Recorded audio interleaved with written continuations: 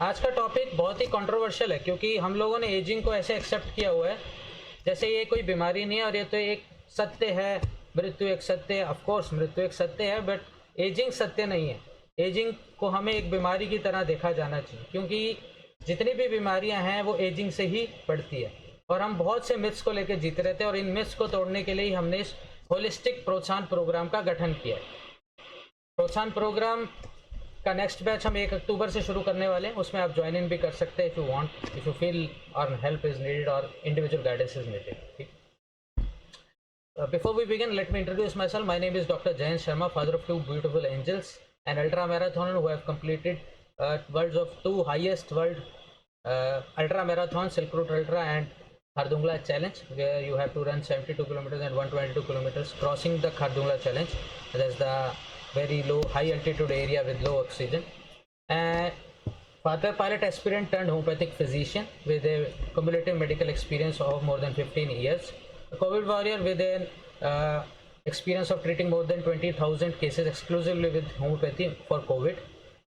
And fitness enthusiast, founder of this Protsan program, as well as an avid gardener who believes कि हमें urban spaces में भी अपना खाना खुद उगाने की कोशिश करनी चाहिए जितना भी हो सके। तो प्रोत्साहन प्रोग्राम का गठन हुआ है हमारे स्टॉलवर्ड्स जिनका मानना था कि 95%, 80 to 90% बीमारियां हम लोग घर बैठे बैठे ठीक कर सकते हैं। और इसीलिए उनका ये मानना था कि जो भी बीमारियां इसको हमें घर पे ही ठीक करना चाहिए और हमारे डॉक्टर्स का ये हक होना चाहिए, ये फ़र्ज होना चाहिए कि वो पहले पेशेंट्स को ये बताएं या जनता को ये बताएं कि कैसे हम बिना दवाइयाँ लिए और बिना बीमारियों के अपना जीवन व्यतीत करें या जी सकें। एजिंग और कैंसर को ना हम लोग अलग नहीं कर सकते बिकॉज अगर आप इन दोनों के पीछे के पैथोफिजियोलॉजी को समझेंगे तो इसीलिए हमने एजिंग और कैंसर को एक साथ क्लब करके इस वेबिनार में प्रेजेंट किया। इन दोनों का जो स्टार्ट होता है वो होता है डीएनए डैमेज, यानी हमारे सेल्स में माइटोकॉन्ड्रिया और न्यूक्लियस जो डीएनए है उसको डैमेज पहुंचता है। बट हमारे इनबॉर्न मैकेनिज्म्स हैं जिससे डीएनए को रिपेयर किया जाता है। बट डीएनए रिपेयर करना एक कॉस्ट पे आता है। उस डीएनए रिपेयर करने की कॉस्ट ये होती है या तो हमारा जीन एक्सप्रेशन रिड्यूस हो जाता है, यानी जीन्स का क्या काम है, जीन्स एक इन्फॉर्मेशन है जिससे हमारे सेल्स बहुत से प्रोटीन्स बनाते हैं जो एक सिग्नल का काम करते हैं कि हमारा कोई भी सेल क्या काम करे। तो या तो जीन एक्सप्रेशन कम हो जाता है, उससे हमारे वो सेल वो काम नहीं कर पाते जिसके लिए वो बने हैं और इसी को हम ऑर्गन फेलियर का नाम लेते हैं और ये वृद्धावस्था और बीमारियों की तरफ हमें ले जाता है। और या फिर जो डिवाइडिंग सेल्स हैं जैसे जो रोज डिवाइड करते हैं हर महीने, हर रोज, हर जैसे हमारे म्यूकस मेम्ब्रेन है जो हमारी जो गट लाइनिंग है वो हर तीसरे दिन बढ़ जाती है, हमारे बाद हर तीसरे महीने बदल जाते हैं, हमारे ब्लड सेल्स हर चौथे महीने बदल जाते हैं। इस तरह से हमारे ब्रेस्ट सेल हर महीने, यूट्राइन कैविटी में सेल्स जो हैं एंडोमेट्रियम हर महीने वो रिप्रोड्यूस होते हैं। तो इन सेल्स में अगर जब ये चेंजेस डीएनए डैमेज होता है तो इससे हमें म्यूटेशंस मिलती हैं। उस म्यूटेशंस को मतलब डीएनए रिपेयर करने के प्रोसेस के दौरान, और ये म्यूटेशन जब नए सेल्स में जाती हैं और बहुत सारी मात्रा में इकट्ठी हो जाती है तो वो सेल्स ये भूल जाते हैं कि उनकी एक डिवाइड करने की कैपेसिटी होती है, तो अनकंट्रोल ग्रोथ में जाते हैं जिसको हम लोग कैंसर कहते हैं। इसीलिए हमने कैंसर और एजिंग दोनों को एक साथ क्लब करके इस वेबिनार में प्रेजेंट किया। इसका स्ट्रक्चर क्या होने वाला है, पहले तो हम एजिंग को बीमारी की तरह समझेंगे कि क्यों ये बीमारी है जिसको आपने एक्सेप्ट कर रखा है ना कि एजिंग कोई बीमारी थोड़ा हम सबको होनी है। क्यों भाई, क्यों होनी है? Age is just a number. इस बात को यहाँ से इस स्लाइड के बाद से याद रखिएगा। अगर आप एज को नंबर मानेंगे तो आप हमारी बताए हुए सारे मेथड्स को फॉलो कर सकते हैं और इसको समझ पाएंगे कि क्यों हम ऐसा कह रहे हैं। दूसरा, फिर हम बात करेंगे एजिंग और कैंसर से रिलेटेड मिथ्स को और करेक्ट अप्रोच क्या होनी चाहिए हमारी एजिंग की तरफ और कैंसर की तरफ। फिर एजिंग को समझेंगे कि क्या एजिंग करती है, सेलुलर लेवल पे क्या चीज़ें ऐसी बदलती हैं जिससे हमारी एज बढ़ जाती है या हम एजिंग या बुढ़ापा या वृद्धावस्था को पाते हैं। फिर ऐसे इन्वायरमेंटल फैक्टर्स की बात करेंगे जो हमें एजिंग और कैंसर दे रहे हैं। हमारी डाइट की रोज़मर्रा की गलतियाँ जो शायद आप में से अभी भी कुछ लोग कर रहे हैं, शायद चाय पीते हुए हमारे साथ इस वेबिनार में ज्वाइन किए हैं। तो पहली गलती, दिन की शुरुआत ही आप गलतियों से करते हैं। और फिर उसके बाद बात करेंगे जो हम हमेशा, क्योंकि मेरा हमेशा सोल्यूशन ओरिएंटेड अप्रोच रहता है, तो अगर प्रॉब्लम्स है तो उनके सॉल्यूशंस भी हैं। तो फिर हम बात करें क्या हम सुधार करें अपनी जीवन शैली में और डाइट में जिससे हमें सॉल्यूशन मिले। और उसके बाद एंड में हम क्वेरीज लेंगे, जो क्वेरीज अपटेक करेंगे आपकी, जिसमें हम आपकी जितनी भी क्वेरीज हैं या जितना भी कोई डाउट होंगे उसको हम पूरा कोशिश करेंगे अपने बेस्ट ऑफ एबिलिटी से, मैं और डॉक्टर गरिमा जो कि हमारी प्रोत्साहन प्रोग्राम की डेडिकेटेड डाइटिस्ट कंसल्टेंट है। तो लेट्स बिगिन। देखिए, एजिंग को बीमारी क्यों मानना चाहिए? देखिए, 40 साल तक सभी बीमारियों की संख्या कम रहती है। वैसे आजकल ये एज कम होती जा रही है क्योंकि आजकल 25-20 साल के लोग भी हमारे पास, और इवन कुछ बच्चे भी हमारे पास है जिनको टाइप 2 डायबिटीज़ है, टाइप 1 नहीं। और 40 के बाद सडनली एक्सपोनेंशियल ग्रोथ हो जाती है बीमारियों की संख्या में। ये ग्राफ आपको वही दर्शा रहा है, चाहे आप कैंसर लें, हार्ट डिजीज लें, COPD लें, ब्रोंकाइटिस ले, डिमेंशिया ले, आप जो भी मर्जी बीमारियों का नाम लें, वो 40 के बाद सडनली एक्सपोनेंशियली ग्रो कर जाती है, except a few hereditary diseases जो जेनेटिकली हमें मिलती है, जिनकी संख्या हार्डली 1 या 2% है सारी ह्यूमन डिजीजेज की। तो इसलिए ही हमें बीमारी के असली कारण यानी एजिंग, 40 के बाद ऐसा क्या बदल जाता है हमारी बॉडी में जो अचानक से इतनी बीमारी आ जाती हैं, हमें उसको जानना चाहिए और उसको बीमारी मानते हुए उसको एग्रेसिवली ट्रीट करना चाहिए, प्रिवेंट करना चाहिए, प्रोटोकॉल्स को यूज़ करना चाहिए, जिससे ये बात 40 ना होके 80 तक जा सके, और मे भी और लंबी अगर आप डिसिप्लिन्ड हो तो उससे पहले हमें ये समझना पड़ेगा कि हमारी बॉडी काम कैसे करती है, हमारे बॉडी के सेल्स कैसे काम करते हैं। एक्सेप्ट जर्म सेल्स, हमारे सारे सोमेटिक सेल्स यानी कि जितने भी बॉडी में आपके ऑर्गन्स हैं, ये रेगुलरली डिवाइड होते हैं, पुराने सेल्स मर जाते हैं, नए सेल्स उनको रिप्लेस करते हैं। इस प्रोसेस को लगातार चलाते रहते हैं, एफिशिएंटली बॉडी करती रहती है, तो आप हेल्दी रहते हैं, आपके सारे ऑर्गन्स जो जो काम उनको दिए जाते हैं वो करते हैं, और ये प्रक्रिया चलती रहती है एज ए लॉन्ग, ठीक है। लेकिन आपने कभी सोचा है कि एक ही सेल होता है हमारा एम्ब्रियो, मतलब जो मेल फीमेल स्पर्म और एग से बनने के बाद जो जाइगोट बनता है वो सिंगल सेल होता है, और वही सिंगल सेल कैसे इतने वेरियस तब्दील हो जाता है इतने सारे ऑर्गन्स में, जिनका सबका काम अलग अलग है। अब सेल तो एक ही था, उसमें DNA भी एक था, इंफॉर्मेशन भी एक ही टाइप की थी, बट फिर भी लिवर का काम करता है, लिवर सेल्स, नर्व सेल्स का काम करते हैं, ब्रेन सेल्स है, न्यूरॉन जो है किडनी का काम करते हैं, बोन सेल्स ऑस्टियोक्लास्ट का काम करते हैं। ऐसा बदलाव कैसे पॉसिबल, क्या कॉम्प्लिकेटेड हो सकता है? सोचिए इतने बड़े बदलाव के पीछे, कभी आपने इस बारे में सोचा है? ऐसा होता है, इसको एक्सप्लेन करता है ये वॉडिंगटन लैंडस्केप। जैसे जैसे हमारे सेल्स डिवाइड होते हैं, वो एक वैलीज की तरह हमारे अलग अलग वैलीज में गिर जाते हैं उनके स्टेम सेल्स। स्टेम सेल वो सेल हैं जो ये एबिलिटी रखते हैं कि वो किसी भी ऑर्गन में तब्दील हो सकते हैं डिवाइड होने के बाद। तो जैसे जैसे वो बोन के, मसल्स के, ऑर्गन्स के, स्किन के, इन सब वैल्यूज में आते हैं, वो अपना अपना प्रारूप लेते रहते हैं। ऐसा क्यों होता है? ऐसा इसलिए होता है क्योंकि उनके DNA में सारी इंफॉर्मेशन है, बट उस DNA में से कौन सी इंफॉर्मेशन पढ़ी जा रही है वो मैटर करती है, और इस फील्ड को जो पढ़ने की प्रक्रिया, इसी को एपिजेनेटिक्स कहते हैं। मैं इसको और इलेबोरेट करूंगा कुछ स्लाइड्स के बाद।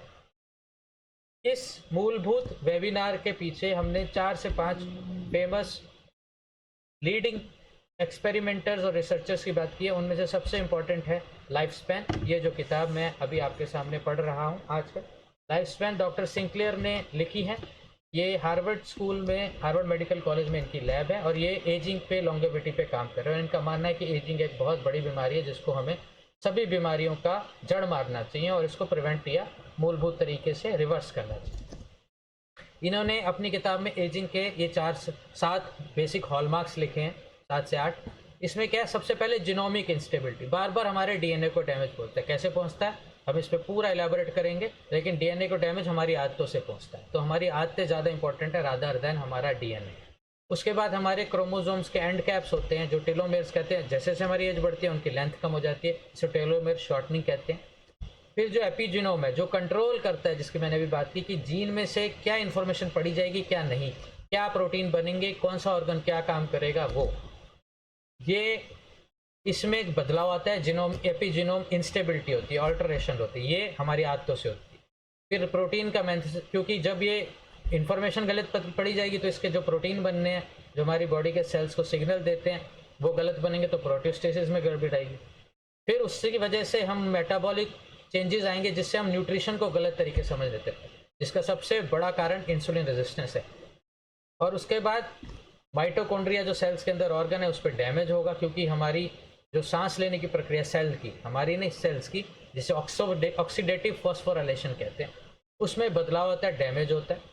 और इसकी वजह से हमारे जो बैड सेल्स जो मर जाने चाहिए थे, जो सेनेसेंट सेल्स है, जो बुढ़े सेल्स है, मर के उनकी रिप्लेसमेंट होनी चाहिए थे, वो मरते नहीं है, वो जीवित रहते हैं और फिर वो इन्फ्लामेशन देते हैं हेल्दी सेल्स को भी, जिससे हमारे ऑर्गन्स फेल होते हैं ग्रेजुअली।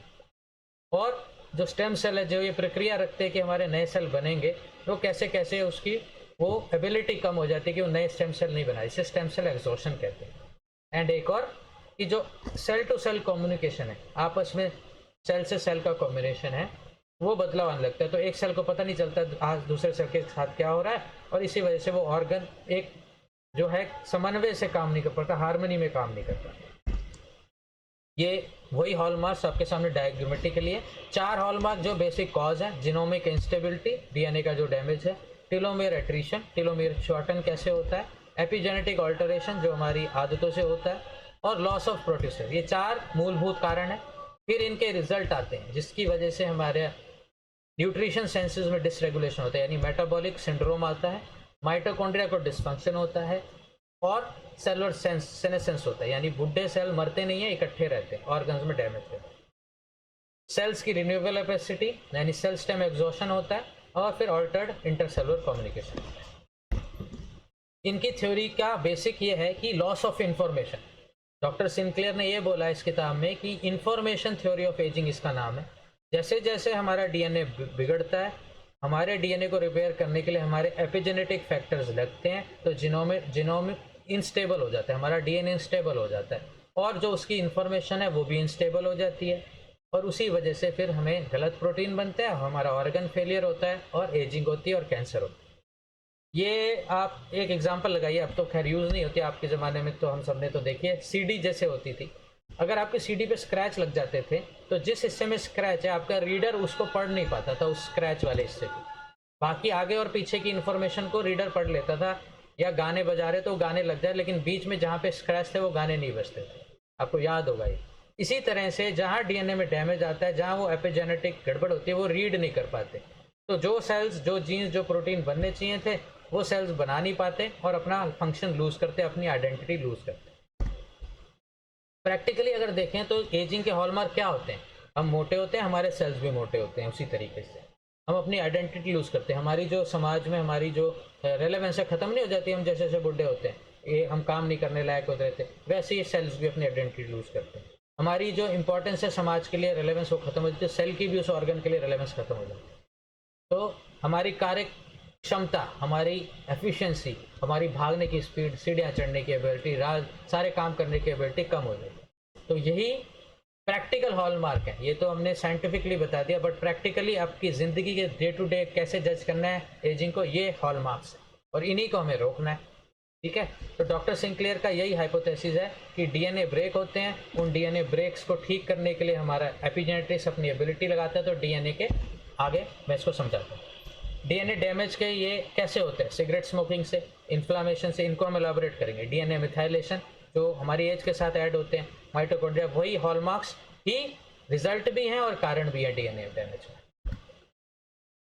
तो ये कैसे हुआ? जब प्रिमिटिव पहला सिंगल सेलुलर ऑर्गन बना, जिसके हम एवोल्यूशनरी आउटकम है, जिससे हम अब मल्टी सेलुलर ऑर्गन्स और बहुत सारे मैमल्स और जानवर और प्लांट्स सब बने हुए हैं। जब पहला ऑर्गन बना, पहला सेल बना था, जब आज से कोई हजारों साल पहले, तकरीबन 4 बिलियन ईयर्स पहले, तो जो पहला सेल बना था उसके पास 2 ही बेसिक जीन्स थे उसके डीएनए में। एक जीन ए था जिसका काम था रिप्रोडक्शन एबिलिटी को रोकना, याद रखिएगा, ये बेसिक है, इसको समझ गए तो पूरे वेबिनार को समझ जाएंगे।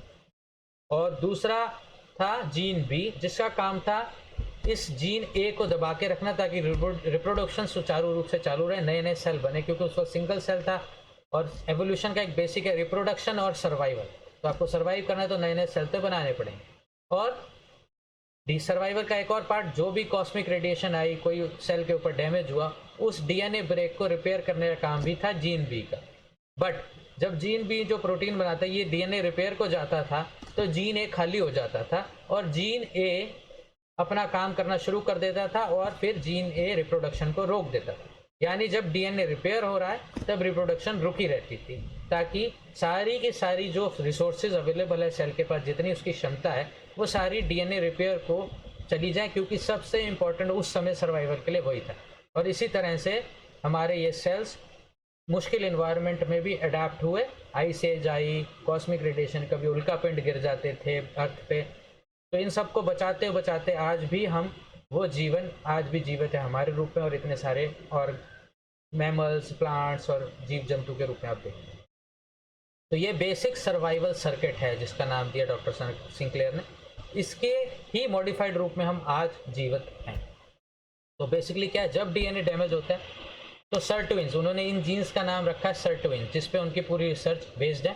तो सर्टविन्स ये डीएनए रिपेयर करने चाहते हैं। जब डीएनए रिपेयर करने जाएंगे तो जो जो जीन एक्सप्रेशन को इन्होंने कंट्रोल करना था, यानी किसी जीन को स्विच ऑन करना था या स्विच ऑफ करना था, वो कर नहीं पाते, और इसीलिए वो इन्फॉर्मेशन गलत जाती है, गलत प्रोटीन बनता है, और सेल अपनी क्षमता या फिर एबिलिटी टू रिप्रोड्यूस, यानी कि नए नए सेल बढ़ने की कंट्रोल्ड वे को छोड़ देते हैं, जिसको हम कैंसर का नाम देते हैं।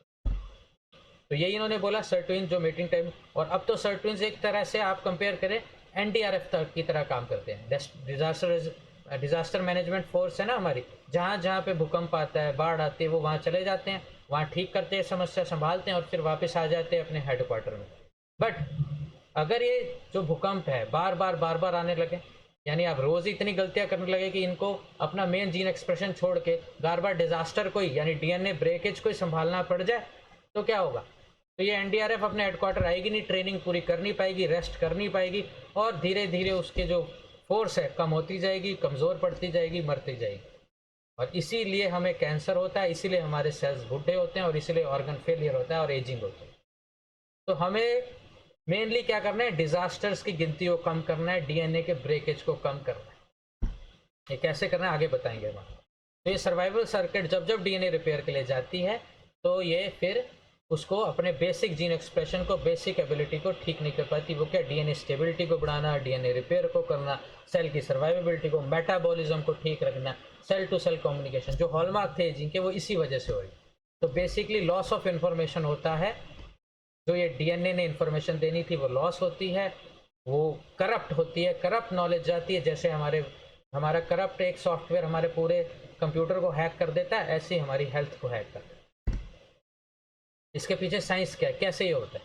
ऐसे डीएनए में जब डीएनए ओपन अप होता है तो उसमें एक ट्रांसक्रिप्शन फैक्टर होता है, वो एक अपना एक छोटा सा पार्ट जो भी एक प्रोटीन को बनाने के लिए चाहिए वो एमआरएनए के रूप में भेज देता है न्यूक्लियस के बाहर। ये पर्पल पार्ट आप न्यूक्लियस देख रहे हैं और ये साइटोप्लाज्म है सेल।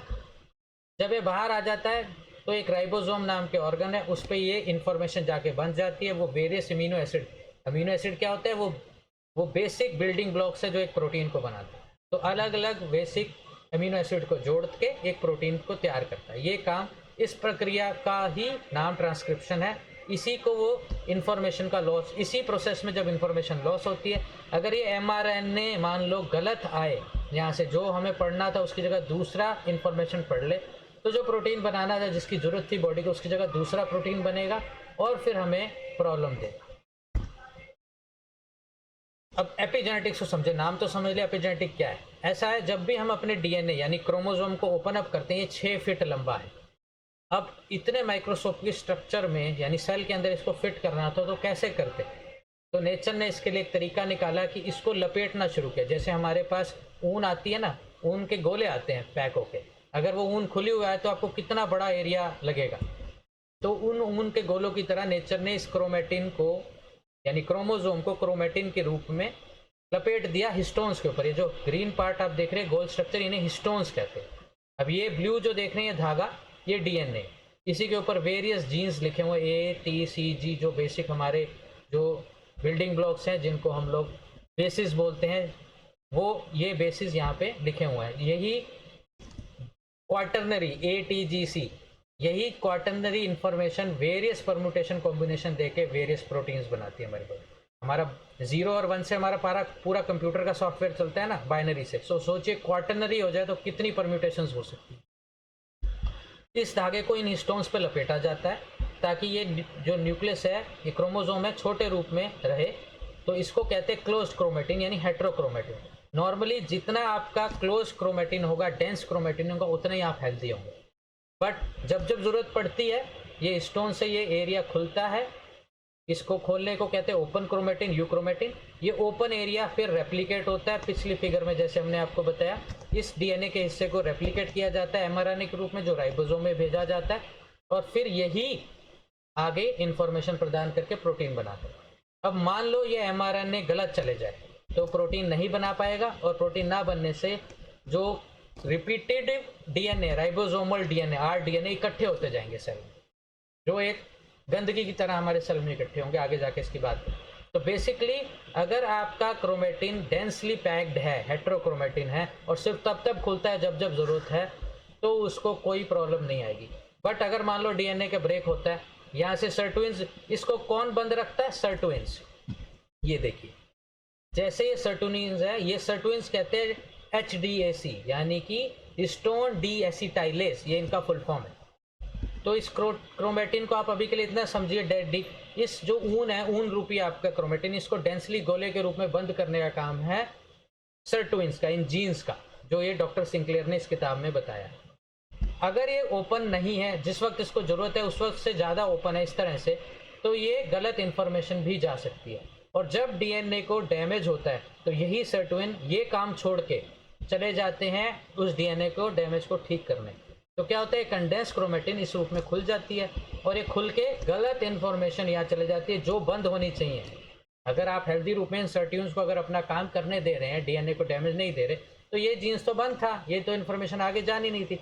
इसीलिए आप लोग जो कहते हैं ना कि शुगर, बीपी, कैंसर सब जेनेटिक बीमारियाँ, ऐसा कुछ नहीं है। सिर्फ 5% कैंसर है जो फैमिली हिस्ट्री में पॉजिटिव पाए जाते हैं, जो देखा जाता है कि फैमिली हिस्ट्री में पॉजिटिव है। ठीक है, तो जब ये डीएनए को क्लोज रख रहे हैं आप, ये काम सर्टुइंस का है, बस इस बात को याद रखिए। इस तरह से जीन ऑन होता है। तो अगर जीन ऑन है तो ये सर्टुइंस पैक्ड है, क्लोज क्रोमेटिन में है। जीन ऑफ को रख रहे हैं, जिसको जैसे हमने बोला जीन एक वो ऑफ रखते हैं सर्टुइंस, जीन बी जीन ए को ऑफ रखता है। बट वो अगर चले गया जीन बी डीएनए को रिपेयर करने, तो जीन ए ऑन हो जाएगा जिसको उसने ऑफ रखना था। अब ये इन्फॉर्मेशन देगा जो नहीं देने के लिए बनी थी, और इसको रीड करके फिर गलत प्रोटीन बनाएगा। यही इसमें फिगर में दर्शाया गया। जैसे मैंने बात की राइबोसोमल डीएनए, जैसे जैसे एजिंग होगी, गलत इन्फॉर्मेशन गई, बॉडी ने उसको किसी तरह मैनेज किया, और ये राइबोसोमल डीएनए जिसको प्रोटीन नहीं बनना था, ये रिंग्स की तरह इकट्ठा हो गया। तो जैसे जैसे मदर सेल में इकट्ठा है लेकिन डॉटर सेल में नहीं गया, बट जैसे जैसे रिपीटिशन होगी, सेल्स डिवाइड होंगे, तो ये आगे जाके इनकी संख्या भी डिवाइड होगी, ये रिंग्स बढ़ती जाएंगी, और एक टाइम में डॉटर सेल के पास भी रिंग जाने लगेगी, और इस तरह से फिर इतने ज़्यादा टॉक्सिक लेवल पे पहुंच जाएंगे, क्योंकि ये रिंग्स टॉक्सिन होती हैं, तो ये सेल की डेथ का कारण बनेगी। इनको ही कहते हैं एक्स्ट्रा क्रोमोसोमल आरडीएनए, ERC। इसी के एक्यूमुलेशन, जितने ERC आपके सेल में ज़्यादा होंगे उतने अपने सेल की एज ज़्यादा होगी। कौन से 3 जीन डॉक्टर सिंक्लेयर ने पढ़े अपने हार्वर्ड लैब में? ये 3 जीन है। mTOR, इसकी फुल फॉर्म है मैमलियन टारगेट ऑफ रैपामाइसिन। रैपामाइसिन एक ड्रग थी जिन्होंने, इसीलिए उसका जीन्स का नाम ऐसे ही रखा जाता है। AMP से ATP बनता है, तो उसका काइनेज है, और सर्टुइंस। ये 3 इनका बेसिक काम क्या होता है? सर्टुइंस का काम है डीएनए को रिपेयर करना, रिकॉम्बिनेशन को सप्रेस करना, कोई म्यूटेशन आ जाए तो उसको आगे ना जाने देना। तो बेसिकली एक तरह से ये ट्यूमर सप्रेसर जीन का भी काम करते हैं, यानी कि जो ट्यूमर्स बन रहे हैं उनको नहीं बनने देते। mTOR जो है वो रिएक्ट करता है जब आप व्रत रखते हैं, जब आपका अमीनो एसिड लेवल कम होता है, जब आप कम खा रहे होते हैं, जब आप कम ग्लूकोज अपनी बॉडी को देते हैं, तो ये ऑन होते हैं, और ये ऑटोफेगी यानी खराब सेल्स को रेगुलेट करते हैं कि खराब सेल को मारा जाए, सेल प्रोलिफरेशन को कंट्रोल करते हैं। यानी व्रत रख के आप इनको स्विच ऑन कर सकते हो, आगे मैं डिटेल में बताऊंगा। और activated AMP, activated protein kinase, ये है AMP के, ये तीसरे जीन। इनका काम है ग्लूकोज मेटाबॉलिज्म को और लिपिड ऑक्सीडेशन को संभालना। तो एक्सेसिव ग्लूकोज जब आप खाते हो तो ये खराब जीन स्विच ऑफ रहते हैं और सही जीन स्विच ऑन नहीं हो पाते। इसीलिए चीनी भी आपको कैंसर देती है, जो आपकी चाय अभी आप पी रहे हैं उसमें है, और बिना चीनी की भी है, तो उसमें भी दूध डला है, उसमें भी एक चीनी है, लैक्टोज। तो SERT2 का ये समरी में है। P53 का जो हमारा ये P53 जीन की म्यूटेशन 80% कैंसर में पॉजिटिव पाई जाती है। तो इसको आगे नहीं जाने देते, जीन्स की स्टेबिलिटी जिनोम को बढ़ा के रखते हैं, और इसी तरह से हमें हेल्दी रखते हैं ये SERT2 जीन्स, सर्टुइंस। इसके पीछे बहुत रिसर्च पेपर भी पब्लिश है, मैं बिना रिसर्च पेपर के कोई बात नहीं बोलता हूँ। इसीलिए देखिए कैसे सर्टुइंस P53 जीन्स की म्यूटेशन को आगे नहीं जानते, ट्यूमर सप्रेसर जीन बन के काम करते हैं, और ट्यूमर सप्रेसर को चालू रखते हैं, तो ट्यूमर सेल्स को जितने होते हैं वो रेगुलेट कर देते हैं, कैंसर को बढ़ने देते हैं। इसी तरह एजिंग के सेल्स को, एजिंग के प्रोसेस को भी ये ठीक रखते हैं। देखिए कैसे लिखे ना, P53 के ओवर एक्सप्रेशन से हम कैसे कैंसर को बचा सकते हैं, सप्रेस, और अगर इसी की म्यूटेशन ओवर एक्सप्रेस होती है तो कैंसर बढ़ता है। HDAC जो हमने बात की आपको, इसके पीछे ये सारे रिसर्च पेपर। मैं स्पीड थोड़ी फास्ट रखूँ क्योंकि काफ़ी इन्फॉर्मेशन है। सर्टविन्स, तो ये सर्टविन्स और इन जीन्स की बात हो गई। तो फिर से वापस आते हैं कि कैंसर और एजिंग सेम है, ओवरलैपिंग है, इनकी कॉजेज भी ओवरलैपिंग है। जब ये नॉन डिवाइडिंग सेल्स में होते हैं तो इनको एजिंग कहते हैं, जब ये डिवाइडिंग रिप्रोडक्टिव सेल्स में होते हैं तो इनको कैंसर का कारण बनता है। ऐसे ही इन्होंने अपनी लैब में किया, डॉक्टर सिंक्लेयर ने क्या किया, इन्होंने ना जीन्स को बार बार ब्रेक कर दिया, कुछ केमिकल एजेंट्स और बाकी चीज़ को। तो देखा इन्होंने ज़रूरत से, उम्र से पहले ही कुछ महीनों में ही एक माउस को वृद्ध कर दिया, और कुछ मॉलिक्यूल्स यूज़ करके NAD उन्होंने यूज़ किया।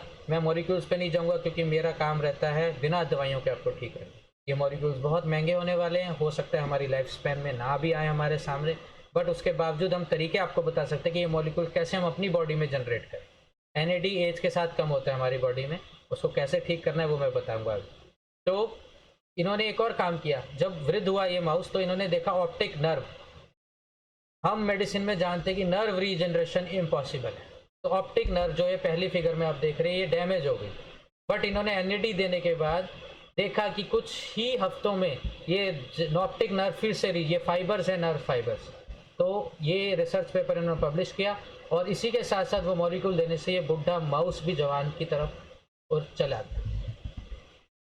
बट मैं हमेशा बोलता हूँ हमारी वैदिक साइंस को, और इसरो चीफ हमारे डॉक्टर सोमनाथ जी ने भी ये बात अभी रिसेंटली बोली थी, वैदिक साइंस को ही रीपैकेज करके नोबेल प्राइज़ जीतता है, और रीपैकेज करके हमें वो इन्फॉर्मेशन वापस भेज देता है और हम उसको खरीद लेते हैं महंगे दामों पे। यही हम करते हैं। तो महर्षि वाघभट्ट ने शायद ये बहुत पहले ही डिकोड कर लिया था, और कहते हैं कि इन्होंने इच्छा मृत्यु प्राप्त की थी और 135 वर्ष तक जीवित रहे थे। इनकी लिखी महर्षि वाघभट्ट की अष्टांग हृदयम, जिसमें 7000 से ज़्यादा सूत्र है, आज भी आयुर्वेदिक टेक्स्ट बुक की तरह आयुर्वेदिक कॉलेजेस में पढ़ाई जाती है।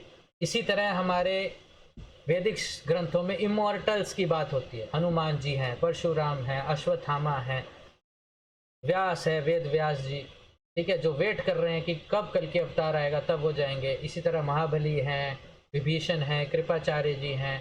तो इमॉर्टल्स की भी बात होती है हमारी वैदिक। अगर ये इमॉर्टल्स सही बात है, सच रहे हैं, तो इन्होंने भी तो डिकोड कर लिया होगा ना एजिंग को। तो पहले तो एजिंग और लॉन्गेविटी को पॉसिबल मानिए, एजिंग एक बीमारी है।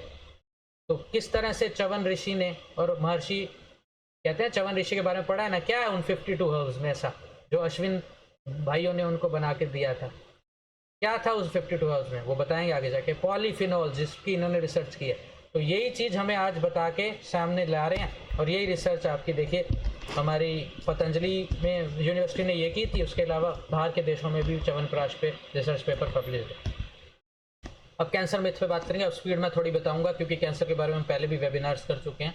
तो पहले तो कैंसर का मिथ कि भाई सडनली कैंसर आता है, सडनली कभी नहीं कैंसर आता। आप बार बार जो DNA है उनको ब्रेक करते हैं, ताकि ये रिपेयर जीन्स सेरोटोनिन को वहाँ जाना पड़ता है और अपने जीन एक्सप्रेशन को लूज़ करना पड़ता है, तभी ग्रेजुअली, यानी कम से कम 15-20 साल से जो गलतियाँ करते हैं, जो 3-3 कप चाय आप रोज़ पीते हो, जो रोज़ खाने के बाद आइसक्रीम खाते हो, जो केमिकल्स रोज़ यूज़ करते हो, जो बालों में रंग लगाते रहते हो हर 15 दिन में, ये सब DNA डैमेज के कारण बनते हैं। और फिर वो आपको इकट्ठे होकर एक म्यूटेशन देते हैं, बार बार DNA रिपेयर पॉसिबल नहीं होता, और DNA रिपेयर ना होने के कारण जब ये बैड प्रोटीन्स जो नहीं आने चाहिए तो वो आते हैं, और फिर हमें कैंसर या एजिंग का रूप में हमारे सामने आते हैं। दूसरी चीज़, कैंसर एक लोकल डिजीज़ है, बिल्कुल नहीं। हम लोग ये सारी मॉडर्न मेडिसिन यही करती है, ट्यूमर निकाल दो, रेडियोथेरेपी दे दो, कीमोथेरेपी दे दो, कैंसर खत्म। कभी भी नहीं होता। आप ताजुब रखेंगे कि अगर 5 ईयर सर्वाइवल की स्टडी की जाए, कीमो और रेडियोथेरेपी स्पेशली 3rd और 4th स्टेज की, सिर्फ 2% लोग हैं जो 5 साल जीवित रहते हैं। तो इसको आप क्योर मानते हैं? इतना खर्चा फैमिली का, इतना कष्ट फैमिली को, इतना शरीर पे बॉडी बम्बार्ड करने से, तो अच्छा है ना हम कैंसर को वैसे ही सह लें। अगर आप बिना इलाज के देखोगे तो वो शायद वो पेशेंट ज़्यादा लंबा जी जाता है, बट इसका ये मतलब ये नहीं मैं ये कह रहा हूँ कि कैंसर का इलाज नहीं किया जाए। कैंसर के अल्टरनेटिव थेरेपीज़ हैं, उन पर भरोसा किया जाए। आज हम वही डिस्कस करेंगे। तो cancer is a metabolic disease, not a local disease. अब मैं दूसरे साइंटिस्ट की बात करूँगा, डॉक्टर थॉमस सेफ्रिड। इन्होंने 150 से ज़्यादा रिसर्च पेपर पब्लिश किए और ये कहते हैं सिर्फ खान पान की सुधार से हम इन कैंसर सेल्स को इतना वल्नरेबल कर देंगे कि जितनी कीमोथेरेपी आप देते हो उससे 1/3 1/10वां हिस्सा भी की जरूरत नहीं पड़ेगी। दूसरा इन्होंने बोला है कि कैंसर हो जाने के लिए, करवाने के लिए बहुत मेहनत लगती है, कैंसर को ठीक करना उससे बहुत आसान है, इनका ये मानना है। कोई भी इनका आप इंटरव्यूज देखिए, ये इतने कॉन्फिडेंटली बात करते हैं। बट कैंसर इंडस्ट्री और हमारा देश तो फिर भी फ्रीडम रखता है, बाकी देशों में तो जहाँ इंश्योरेंस पॉलिसी की बात होती है, इंश्योरेंस के बिना आप डॉक्टर की कंसल्टेशन भी नहीं कर सकते, वहाँ पे तो इनकी पूरी फ्रीडम नहीं दी जा रही इतने बड़े साइंटिस्ट को भी।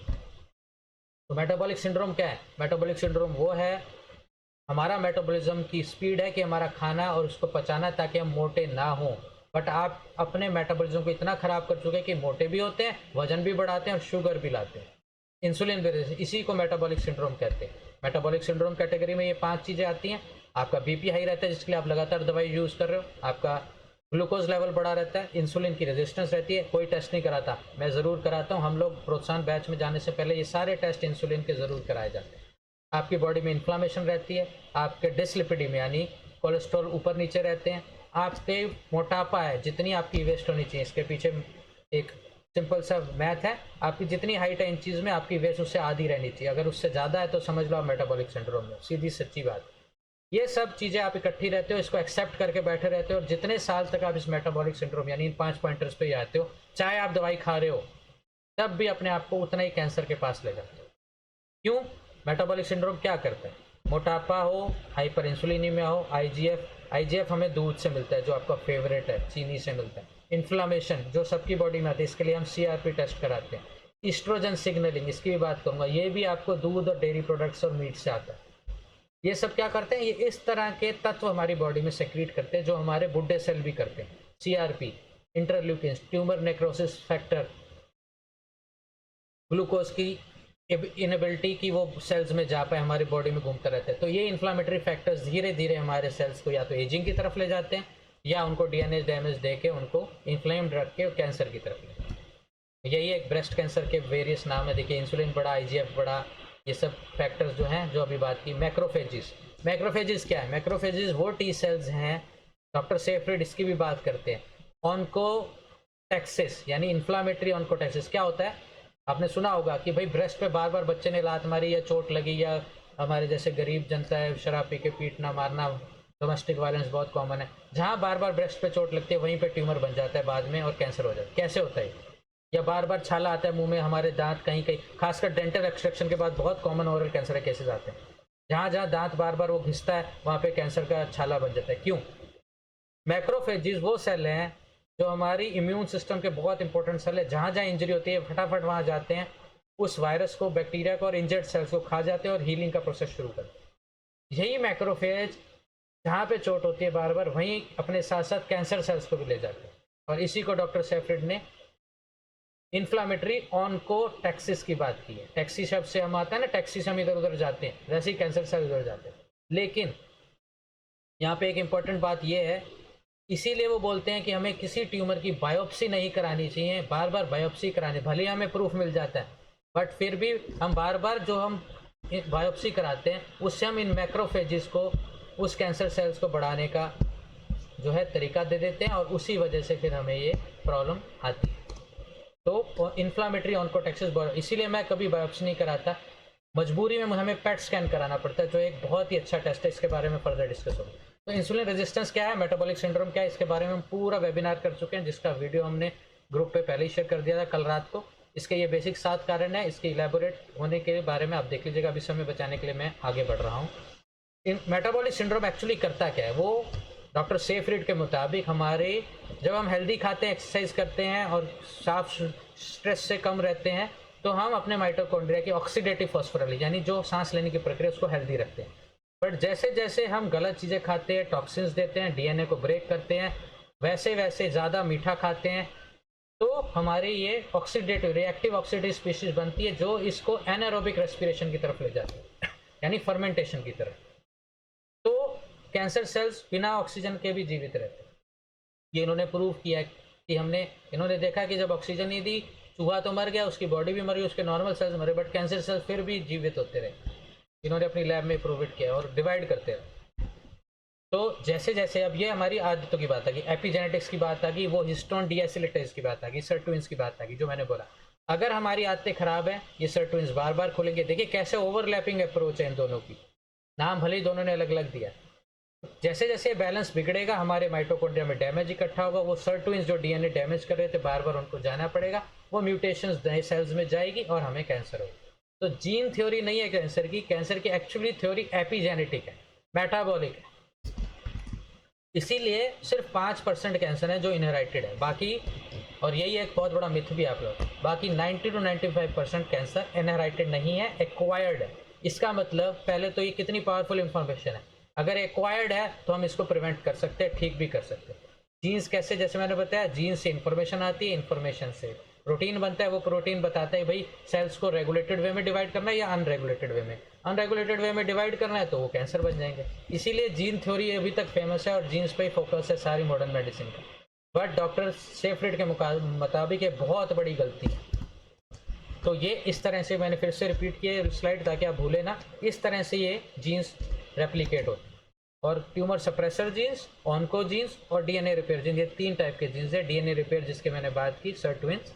और जीन्स को कैसे मैंने प्रूव किया कि एपिजेनेटिक्स गलतियां करते हुए हम बार बार डीएनए रिपेयर के, बार बार रिपीट कर रहा हूँ इस, तो लॉस ऑफ इन्फॉर्मेशन होता है, गलत प्रोटीन बनता है और ट्यूमर्स या एजिंग होती है। तो मेजर फैक्टर क्या है, लाइफस्टाइल, डाइट एंड स्ट्रेस। ये आपके सामने मैंने समरी रख दिया लेखा जोखा कि माइटोकॉन्ड्रिया और न्यूक्लियस के डीएनए को क्या क्या चीजें डैमेज करती है। मैंने बात की ना डीएनए ब्रेक की। तो अगर कैंसर से बचना है, एजिंग से बचना है, एजिंग को रिवर्स करना है, स्लो करना है, तो आपको अपने डीएनए ब्रेक्स को कम से कम करना है। तो सबसे पहले क्या, शुगर और प्रोसेस्ड फूड। आपके हाथ में वो चाय का कप है ना, अभी अभी फेंक दीजिए उसको। और जो आप मट्ठी खा रहे हैं उसके साथ जो मीठा चाहिए और जो बिस्कुट और रस चाहिए, ये आ गई आपकी शुगर और रात की आइसक्रीम। फिर sedentary lifestyle. Of course Sunday आप बैठे मेरे सामने, बहुत अच्छी बात है, धन्यवाद बहुत बहुत, बट ये टाइम आपका एक्सरसाइज करने का होता है नॉर्मली बाकी दिनों में। इन्वायरमेंटल टॉक्सिन एंड रेडिएशन, जो बार बार सीटी स्कैन, बार बार एक्सरे आप रिपीट करते रहते हैं, बार बार रेडिएशन बहुत सारी आपके आसपास, जो आप ये जो नेटवर्क टावर्स हैं उनके जितने नज़दीक रहते हैं, एयर पोल्यूशन है, बहुत सारे फैक्टर्स। फिर स्लीप ना sleep deprivation, hyperglycaemia and inflammation, कोई ध्यान नहीं देता। वही चीनी बात आ गई ना, ग्लूकोज, शुगर जिसको आप बोलते हैं यार एक्सेप्ट है, सबको होती है शुगर, मुझे भी होगी तो क्या हो गया। 50 करोड़ से ज़्यादा, शायद ज़्यादा हमारे पास इंसुलिन रेजिस्टेंस, तो गिने तो 80 करोड़ है, शुगर वाले 50 करोड़ पेशेंट है। तो किस तरह से आप माइटोकॉन्ड्रिया को रोज रोज डैमेज है, in spite of taking medicine. Nutrition deficiency, B12 और डी तो आप सबका कम आता है, फिर भी बोल देते एक्सेप्टेड है वो। एंड जेनेटिक प्रिजर्व, जो मैंने बात की अभी, जीन्स में इंफॉर्मेशन तो है, बट इनको खोलने के बाद, डीएनए को अनवाइंड करने के बाद जो पढ़ने का काम है वो कौन कर रहा है, सर्टुइंस। तो एपिजेनेटिक्स ज़्यादा इंपॉर्टेंट है रादर देन जीन्स। अगर आपके पास ट्यूमर्स का जीन है तो भी, आपने सुना होगा बहुत से लोग स्मोकिंग करते रहते हैं फिर भी ठीक रहते हैं, क्योंकि उनके पास वो स्मोकिंग वाला जीन नहीं है। एक जीन होता है स्मोकिंग के लिए भी, जिनके बॉडी में वो जीन है, अगर वो स्मोकिंग छोड़ दें और अपनी आदतें सुधार लें, जो मैंने एक लेखा जोखा दिया है, तो उनको कैंसर नहीं होगा, लंग कैंसर नहीं होगा। अब ये फिर से आ गया लेखा जोखा, फिर से एक समरी मैंने आपको की, कैसे हमारे डीएनए को डैमेज मिलता है, उसी से हमारे बायो एनर्जेटिक, ये डॉक्टर सेफ्रिड का वर्ड है, कैसे हमारी एनर्जी की, जो सेल्स एनर्जी प्रोड्यूस करते हैं उसमें चेंजेस आते हैं। ऑक्सीडेटिव फॉस्फोराइलेशन की जगह अनऑक्सीडेटिव फर्मेंटेशन होने लगते हैं, हमारे सेल फर्मेंट करने लगते हैं, कैंसर सेल स्पेशली फर्मेंट करते हैं, उनको शुगर इसीलिए ज़्यादा चाहिए होती है। इसी से बेसिक बना है पेट स्कैन का, क्योंकि हम उसमें रेडियो एक्टिव ग्लूकोज ही देते हैं। इसी को बार इफेक्ट का है, इसी इफेक्ट को फर्दर रिसर्च करके डॉक्टर सेफ्रिड ने अपनी रिसर्च बनाई है, तो इस बात को याद रखिएगा। यही माइटोकॉन्ड्रियल डैमेज आपको मेटाबॉलिक डिसफंक्शन देते हैं, ओबेसिटी, डायबिटीज, शुगर, बीपी, और साथ में आपका कोलेस्ट्रॉल भी बढ़ाता है। इसी से हमारी डीजनरेटिव, क्योंकि सेल डैमेज होते हैं, रिप्रोड्यूस नहीं कर पाते, नए सेल आते नहीं है, तो kidney failure, heart failure, organ failure के जितने नाम है वो करते हैं, और एजिंग भी इसीलिए होती है। तो एजिंग को रिवर्स करना है, तो यहाँ पे मूलभूत कारण यानी ये डीएनए को ब्रेक को तोड़ना। तो कैंसर, ये पावरफुल इंफॉर्मेशन याद रखिए, इज प्रिवेंटिव। और स्मोकिंग के बाद नंबर 1 कॉज क्या पता है आपको, प्रिवेंटिव, वेट, आपका ओबेसिटी, जिसको अगेन आप समाज के रूप में एक्सेप्ट करके बैठे। हमारे आजकल 5-5, 6-6 साल के बच्चे भी ओबीज है, 80-80 किलो वजन, हमारे 8-8 साल के बच्चे। तो 100 बात की एक बात, मैं तो हमेशा एपिजेनेटिक्स पे बात करता हूँ। प्रोत्साहन प्रोग्राम का पूरा एम ही एपिजेनेटिक्स को बदलना है। एपिजेनेटिक्स वही सर्टुइन्स हैं, वही अनवाइडिंग की प्रक्रिया है, डीएनए से कौन सा जीन पढ़ा जाएगा वही प्रक्रिया है। अपनी आदतें सुधार लीजिए। 100 बात की एक बात, तो आप आपके कौन से जीन स्विच ऑन होने हैं, कौन से स्विच ऑफ आपके खुद के हाथ में। तो आपकी किस्मत नहीं है खराब कि आपको कैंसर हुआ, आपकी आदतें हैं खराब। तो अगेन मैं रिवाइज कर रहा हूँ, डीएनए डैमेज किया तो हमें डीएनए डैमेज को रोकना है। अब बात करते हैं डीएनए डैमेज हमें मिलता कहाँ से, कॉजेज पे बात करें। तो पहले इन्वायरमेंटल फैक्टर्स पे डॉक्टर गुलेरिया ने कहा था एयर पोल्यूशन। एयर पोल्यूशन हम हार मान के बैठते हैं, कोई हमारे पास चारा नहीं, बिल्कुल चारा है। आप ये 3 इंडोर प्लांट्स रख सकते हैं। इसके बारे में टेड टॉक पे डॉक्टर कमल मियत्तल ने, जिनका पहाड़ जी who is an owner of Paharpur business centre, जो नेहरू प्लेस में, आप कभी उनके ऑफिस जाके देखिएगा, अंदर की हवा ऐसी ऐसी स्मेल करती है जैसे आप शिमला में या किसी हिल स्टेशन पर बैठे हो। और वो कहाँ है? Most polluted area of Delhi, Nehru place में। उन्होंने ये 3 इंडोर प्लांट कई गंगा संख्या में अपने रखे हुए हैं, तो आप भी अपने इंडोर में रख सकते हैं। एक दूसरा, आपका फर्ज बनता है, आप सरकार को गाली मत दीजिए, कंपोस्टिंग, अपने किचन वेस्ट को रीयूज करना आपका फर्ज बनता है, क्योंकि आपका पॉलिथीन में बांधा हुआ किचन का कूड़ा ही मोस्ट बल्क प्रोड्यूस करता है। इस पूरे हमारे जो डंपिंग ग्राउंड्स आपको दिखते हैं करनाल बाईपास पे, वजीरपुर पे, गाजीपुर पे एक्सेट्रा, और ये क्योंकि पॉलिथीन के अंदर बंद है, फिर वही बात आ गई कि इसकी ऑक्सीडेटिव फॉस्फोरिलेशन जो हमारे सेल्स में भी हो रहा है, इसकी ऑक्सीडेशन पूरी नहीं होती, एनारोबिक रेस्पिरेशन से ये गलता है, फर्मेंट होता है, और फिर ये मीथेन गैस प्रोड्यूस करता है। तभी रात को कभी जाइए डंपिंग ग्राउंड में, अपने आप आग लगी होती है, जो कि एक ग्रीन हाउस गैस है, यानी आपके पूरे इन्वायरमेंट को ख़राब करने वाली गैस है, जो कि हमारे अर्थ का टेम्परेचर बढ़ा रही है। तो सबसे बड़ी गलती आप लोगों की है। हमारी पॉपुलेशन कंपोस्टिंग चालू कर दें तो फ्री में खाद बनाए। मैंने बहुत, अभी तक मैं कम से कम 100 से ज़्यादा किलो की खाद पिछले 2-2.5 साल में बांट चुका हूँ लोगों को। मेरा किचन वेस्ट अब बिल्कुल बाहर नहीं जाता है। मेरा कूड़ा भी जो ड्राई वेस्ट है वो भी 15 दिन में एक बार डंपिंग ग्राउंड में जाता है, वो भी उसकी मात्रा भी मैं कहूँगा तकरीबन 1/10 से भी कम हो चुकी है। तो ये आप लोगों का फर्ज है, गाली मत दीजिए अपने चीफ मिनिस्टर को, प्रधानमंत्री। दूसरा, जो हेयर कलर बड़ी फेमस, हमारी लेडीज़ में सबसे ज़्यादा यूट्राइन कैंसर और ब्रेस्ट कैंसर हर घर में होता जा रहा है। और आप पूछते मेरी किस्मत नहीं खराब, आपको जवान दिखने का शौक है, आप एजिंग को रिवर्स नहीं करना चाहते कि आपकी स्किन, आपका वेट, आपका एजिलिटी, आपकी एबिलिटी टू रन बढ़े, आप काम करने की क्षमता पे दूसरों पर डिपेंड, बट आपके बाल जरूर काले दिखने चाहिए। जहर लगा रहे हैं अपने सर में। इसमें वो तत्व है बेंजीन, जो कि एक नॉन कार्सिनोजन है, ल्यूकेमिया में भी इसकी, और आपके बोन मैरो सप्रेशन तक में इसका देखा गया। तो डाई इंडस्ट्री जितनी भी है, और एक नहीं मल्टीपल रिसर्च पेपर्स और न्यूज़ एजेंसीज ने ये सर्च किया, बट फिर भी आप मेरे क्लिनिक पे बोलने के बाद भी, और आप आज ये वीडियो सुन लीजिए, फिर भी मैं कहता हूँ आप में से कोई भी इस बात पे नहीं एक्ट करेगा, शर्त लगा लो आप ये सब बताने के बाद भी, फिर भी बोलोगे, फिर भी आप बोलोगे कि भाई जो है खादी ग्रामोद्योग की मेहंदी लगा ले, वो भी उतना ही बड़ा जहर है, सच बताऊँ तो पहले तो हेयर कलर लगाना बंद कीजिए।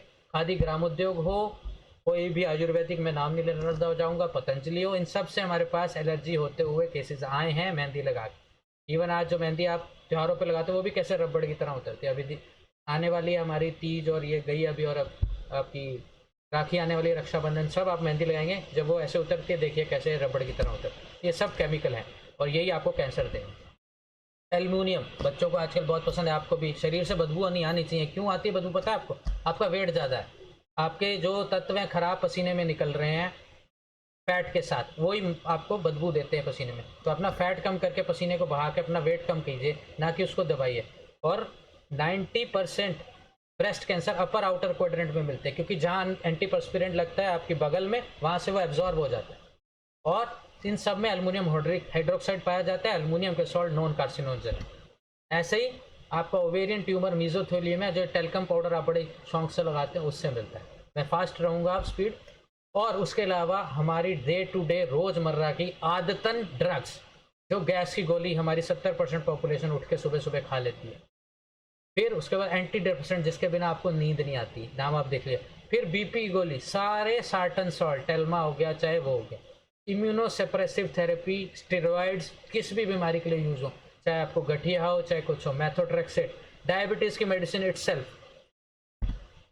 मैं नहीं कह रहा हूँ, FDA ने ये रिकॉल कर लिया ड्रग्स, आपके सामने है, देखिए कैसे और ये हमारे टाइम्स ऑफ इंडिया में गवर्नमेंट ने बोला जैसे सिगरेट के पैप पे वार्निंग आती है, ऐसे वार्निंग आनी चाहिए एंटासिड्स के ऊपर कि ये किडनी फेलियर करती है, पेट का कैंसर देती है। ये आपके सामने दवाइयों के नाम है, टाइम्स ऑफ इंडिया की कटिंग है ये WHO का ऑफिशियल पेज है, इनकी वेबसाइट पे आप जाके देखिएगा। इनमें ऐसी इम्प्योरिटी पाई जाती है इन सब दवाइयों में जो मैंने नाम लिए कि इनसे कैंसर होता है आगे जाके। तो आप एक तरफ से छोटी बीमारियां अपनी आदतें सुधार लो तो एसिडिटी क्यों रहेगी, चबा के खा लो, पानी ज़्यादा पी लो, फाइबर ज़्यादा खा लो, फ्रूट्स अच्छे से खा लो, बाहर का तला भुना स्पाइसी कम कर दो। वो नहीं हम करेंगे जी, चाहे हम 4 बार पियेंगे, खाली पेट भी पियेंगे, मगर हम ये गोली खाएंगे कैसे?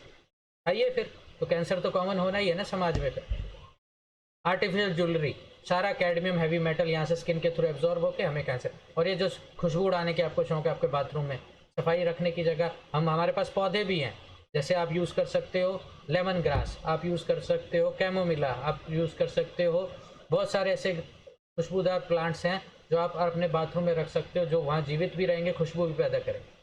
लेकिन आपको ये केमिकल बेस्ड जो आजकल ऑर्डिनल और क्या बोलते हैं स्टेटस है कि क्या कैसी ऐड आती है ऑर्डिनल की, तो वो सब आपको आपके इनहेल होके बीमारियां दे रहे हैं सर। प्लास्टिक बॉटल्स बहुत कॉमन है, तो इसके बारे में क्या बोलूँ मैं, सब जानते भी हैं। अब बात करते हैं, ये तो सब कॉमन। अब मैं बात कर दूं फीमेल्स के लिए, स्पेशली फीमेल कैंसर बहुत कॉमन होता जा रहा है, मेल में भी। जीनोएस्ट्रोजन क्या तत्व है? ये वो नॉन बायोडिग्रेडेबल प्रोडक्ट हैं जिनकी हाफ लाइफ बहुत ज़्यादा होती है, और ये जीनोएस्ट्रोजन जो है हमारी बॉडी में इकट्ठे होते रहते हैं और हमें ये बार बार ईस्ट्रोजन ट्रिगर करते हैं। मैंने थॉमस सेफ्रिड जी की रिसर्च में बताया था ना कैसे वो ईस्ट्रोजन सिग्नलिंग की बात की। ईस्ट्रोजन जीनोएस्ट्रोजन ट्रिगर करते हैं। ये कहाँ से हमें मिलते हैं वो मैं बताता हूँ। ये फॉल्स ईस्ट्रोजन प्रोड्यूस करते रहते हैं, तो हम ईस्ट्रोजन हाई स्टेट में रहते हैं, उसी से हमारे सारे हार्मोनल इंबैलेंस आते हैं, डिस्मेनोरिया, यूट्राइन फाइब्रॉइड, ब्रेस्ट में गांठें, ट्यूमर, इस तरह की एड। ये कैंसर ये देता है, ब्रेस्ट, ओवरी, एंडोमेट्रियम की डिजीजेज भी और कैंसर भी, और प्रोस्टेट और टेस्टिस के कैंसर भी ये जीनोएस्ट्रोजन देते हैं। ये कहाँ से आते हैं? आपके सामने केमिकल्स, डेयरी प्रोडक्ट आपके फेवरेट जो आप छोड़ ही नहीं पाते, पनीर, मक्खन, चाय, दूध, और उसके अलावा beauty and skin care product. एक एवरेज औरत 450 से ज़्यादा केमिकल रोज यूज़ करती है, ये स्टडी हुई है ऑफिस गोइंग। देन ये non organic fruits and vegetables, of course हम पूरा तो नहीं उगा सकते, बट मैं जैसे टेरेस पे अपनी कोशिश करता हूँ, आप लोगों को भी बोलूँगा कि जितना हो सके अपने बालकनी टेरेस में कम से कम ग्रीन लीफी वेजिटेबल जो आप कच्चा खाते हो वो तो उगा ही सकते हो। प्लास्टिक बॉटल्स का यूज़ कम कीजिए, कन्वीनियंस के लिए, C for convenience, C for cancer, ठीक है। तो यही सर ट्विंस के लिए है, जब आप अनकन्वीनियंट होते हैं, अपनी बॉडी को स्ट्रेस देते हैं, तब ये जीन्स स्विच ऑन होते हैं जो आपको बचाते हैं। तो माइक्रोवेव का यूज़, प्लास्टिक कंटेनर और प्लास्टिक टॉय। तो लेखा जोखा कहाँ से है? Fumigates, air pollution, plastic, cosmetics, hair colours, artificial colours, preservative जो आपके खाने में डाले जाते हैं, injudicious excessive medicine, occupational exposure अगर कोई आप जानते हैं जैसे एस्बेस्टस का, सिलिका का, पेस्टिसाइड्स एंड केमिकल्स जिसको कम करते हैं, and जीनोएस्ट्रोजन, dairy products, animal.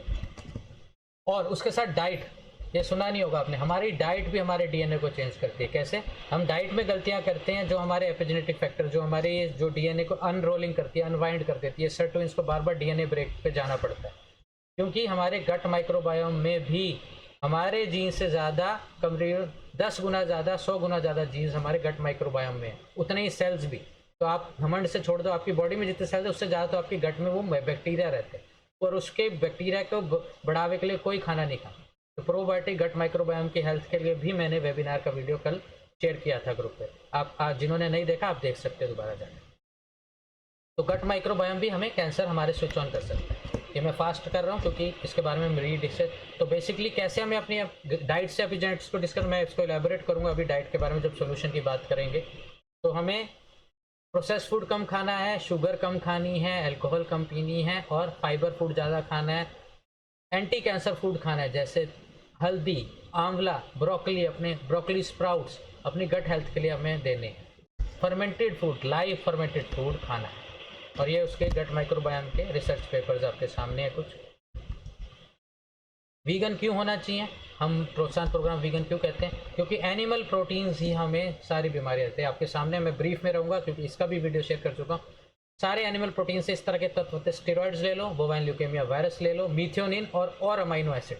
Plant based protein में भी अमीनो एसिड ऑफकोर्स, लेकिन 1/3 से भी कम, मतलब जितने हमें बॉडी को चाहिए उतने हैं, एक्सेस नहीं होते। और जो आपका ये हर्बा लाइफ वाले बेचते हैं या आपके जिम वाला बोलता है वे प्रोटीन ले लो, आप एक तरह से एक्सेसिव अमीनो एसिड दे रहे हो, मीथियोनिन दे रहे हो, जिससे मीथियोनिन प्रूव कर चुका है कैसे हार्ट डिजीज देता है, कैसे ब्लॉकेज देता है, कैसे स्ट्रोक लाता है, और कैसे कैंसर सेल्स इसको फीड करते हैं। डॉक्टर सेफ्रिड की रिसर्च भी मैं अभी आपके सामने बताऊंगा, जहां उन्होंने अमीनो एसिड और ग्लूकोज की बात की है।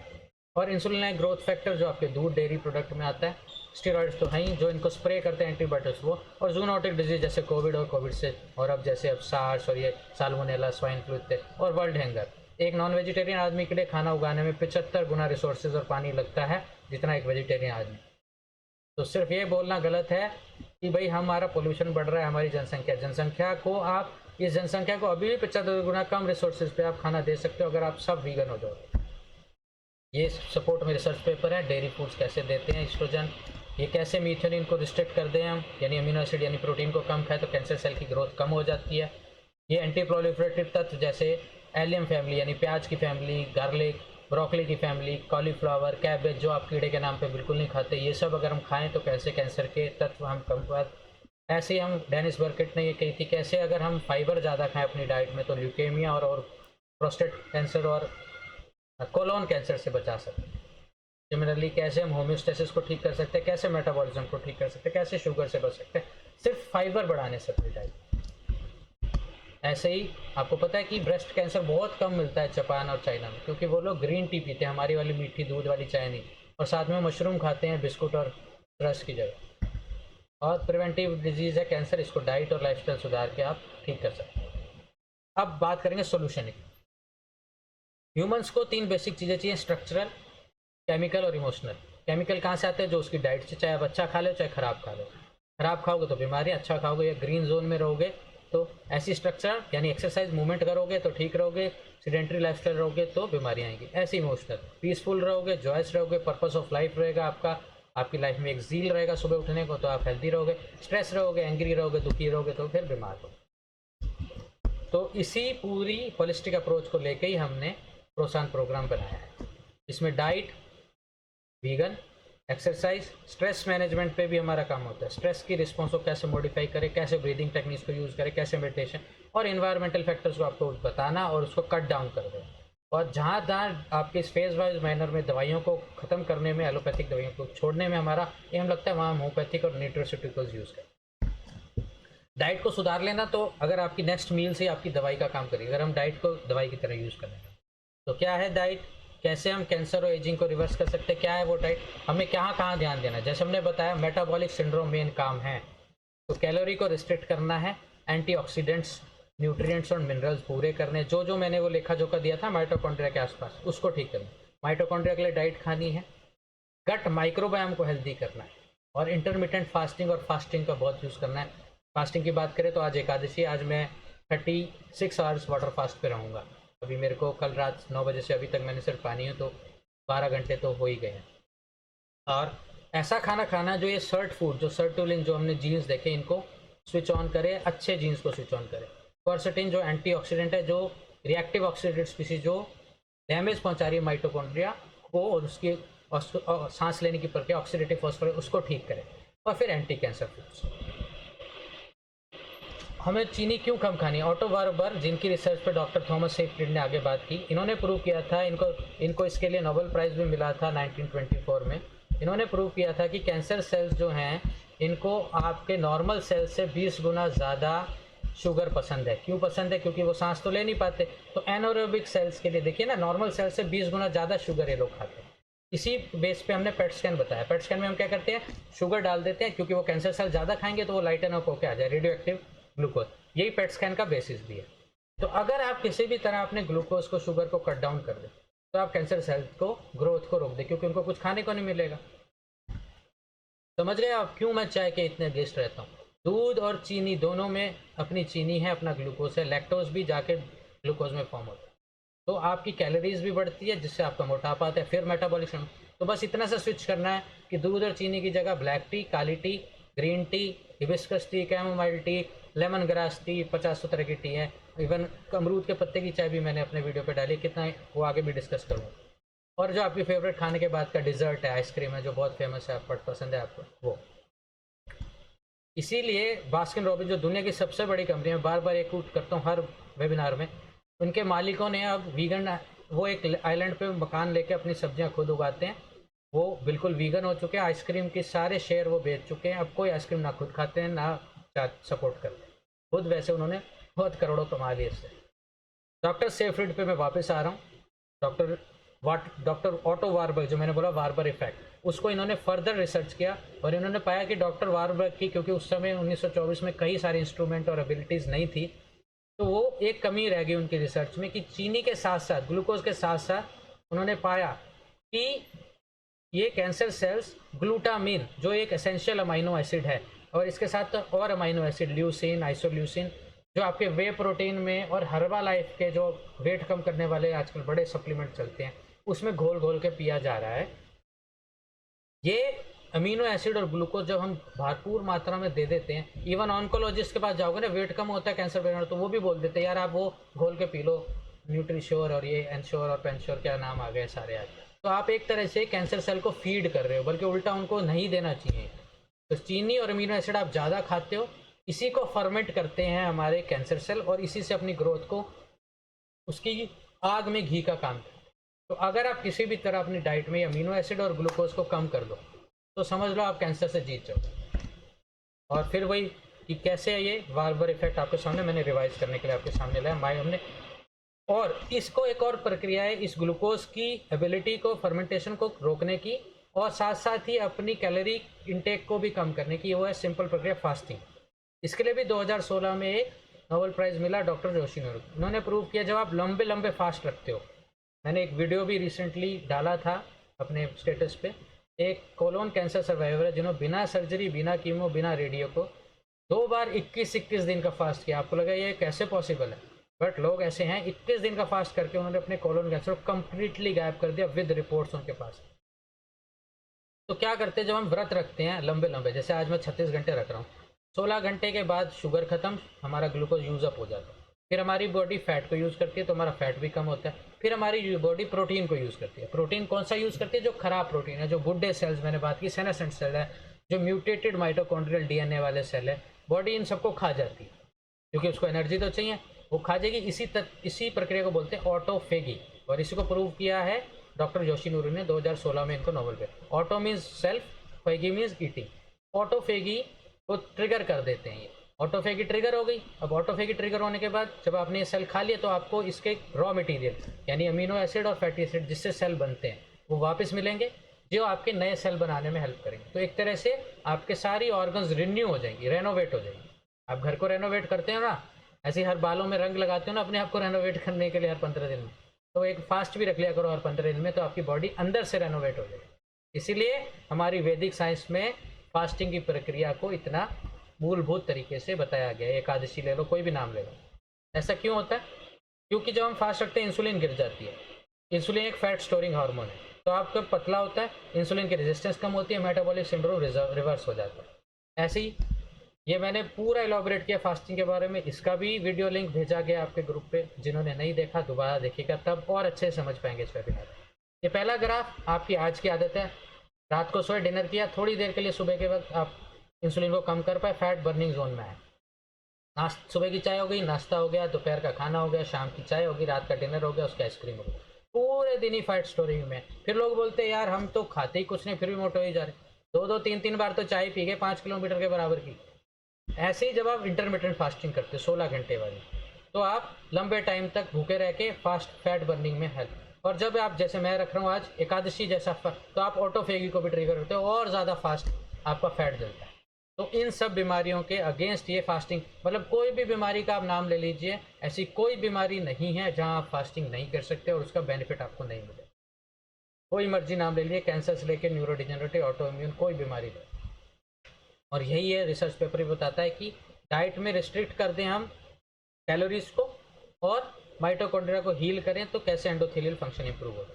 यही हमारे वेरियस जो कैंसर को ठीक करने वाले हमारे होम्योपैथिक स्टालवर्ट हुए हैं, उन्होंने भी बार बार लिखा है अनकुक्ड फूड खाओ, रॉ फूड खाओ, डेयरी प्रोडक्ट बंद कर दो जितना हो सके। और यही चीज़ मैं, लेकिन फिर मैं दोबारा बोलूँगा, डॉक्टर सोमनाथ जी ने जो बोला है, इसरो के चीफ ने, कि फिर से हमारी वैदिक साइंस फिर से रीपैकेज करके हमें बेच दी गई, नोबेल प्राइज़ जीत लिया गया उससे।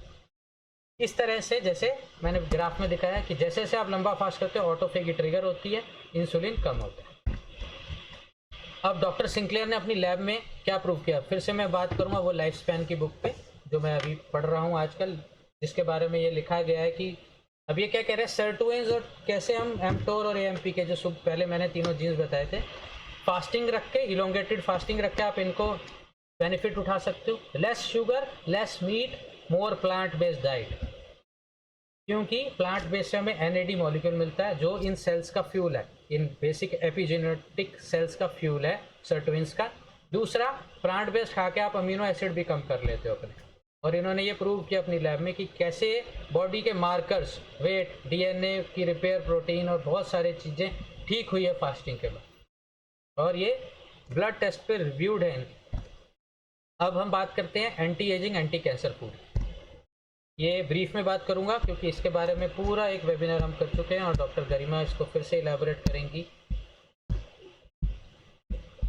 तो एंटी कैंसर फूड में ए टू जेड लिखा है। एप्पल्स है, एस्पैरागस है, आंवला है, ब्लूबेरीज है, broccoli sprouts, very important, Brussels sprout, broccoli sprouts, कैसे coffee, cranberries, turmeric, garlic, grapes, basic बातें सारी वही है, ठीक है। स्क्वैश में इनको अभी एक फिगर में लेके आऊँगा आपके सामने इजीली। टर्मरिक सबसे इंपॉर्टेंट, जो हम लोग mushrooms, specially oyster mushroom, cordyceps, militaris, turkey tail, बहुत सारे, और तुलसी हमारी।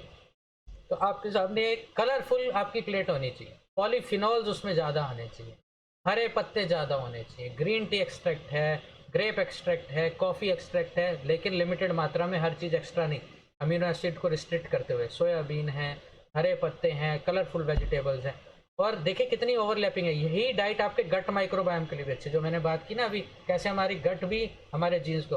तो म्यूसिनस वेजिटेबल, एलोवेरा, कितना आयुर्वेदिक में बात करते हैं, सब्जा के सीड, जो तुलसी के बीज हैं, जो आपके फलूदे के ऊपर डालते हैं ना, जेल लाइक मटेरियल। भिंडी, कच्ची भिंडी खाना, जो उसमें लेस का प्रोडक्ट है, जो म्यूकस है वो हमारे अंदर तक। उसके बाद फर्मेंटेड फूड, सौर क्राउट हो गया, जो कांजी आपकी दादी बनाती, चाहे बीटरूट से हो, चाहे अम्बली, जो साउथ इंडिया में बहुत खाई जाती है, रागी होगी, चावल से बनी हुई, जिसको आप फर्मेंट करके खाते हो लेकिन पकाते नहीं हो। इडली डोसा भी फर्मेंटेड ऊपर, तो उसको पकाने की वजह से वो बैक्टीरिया आपके मर जाते हैं, जो हेल्दी है आपके लिए। फिर सभी फाइबरस फूड, लेंटिल्स, आर्टिचोक, ये सब आप बाद में पॉज करके पढ़ लीजिएगा, लेकिन ये सब डिटेल में है, और ये सब मैं पूरा इलाबोरेट कर चुके हैं हम गट माइक्रोबायोम वाले वेबिनार में। तो ये पॉलीफिनॉल्स कैसे सर्टुइंस को ठीक करते हैं, अल्जाइमर को भी रिवर्स करते हैं।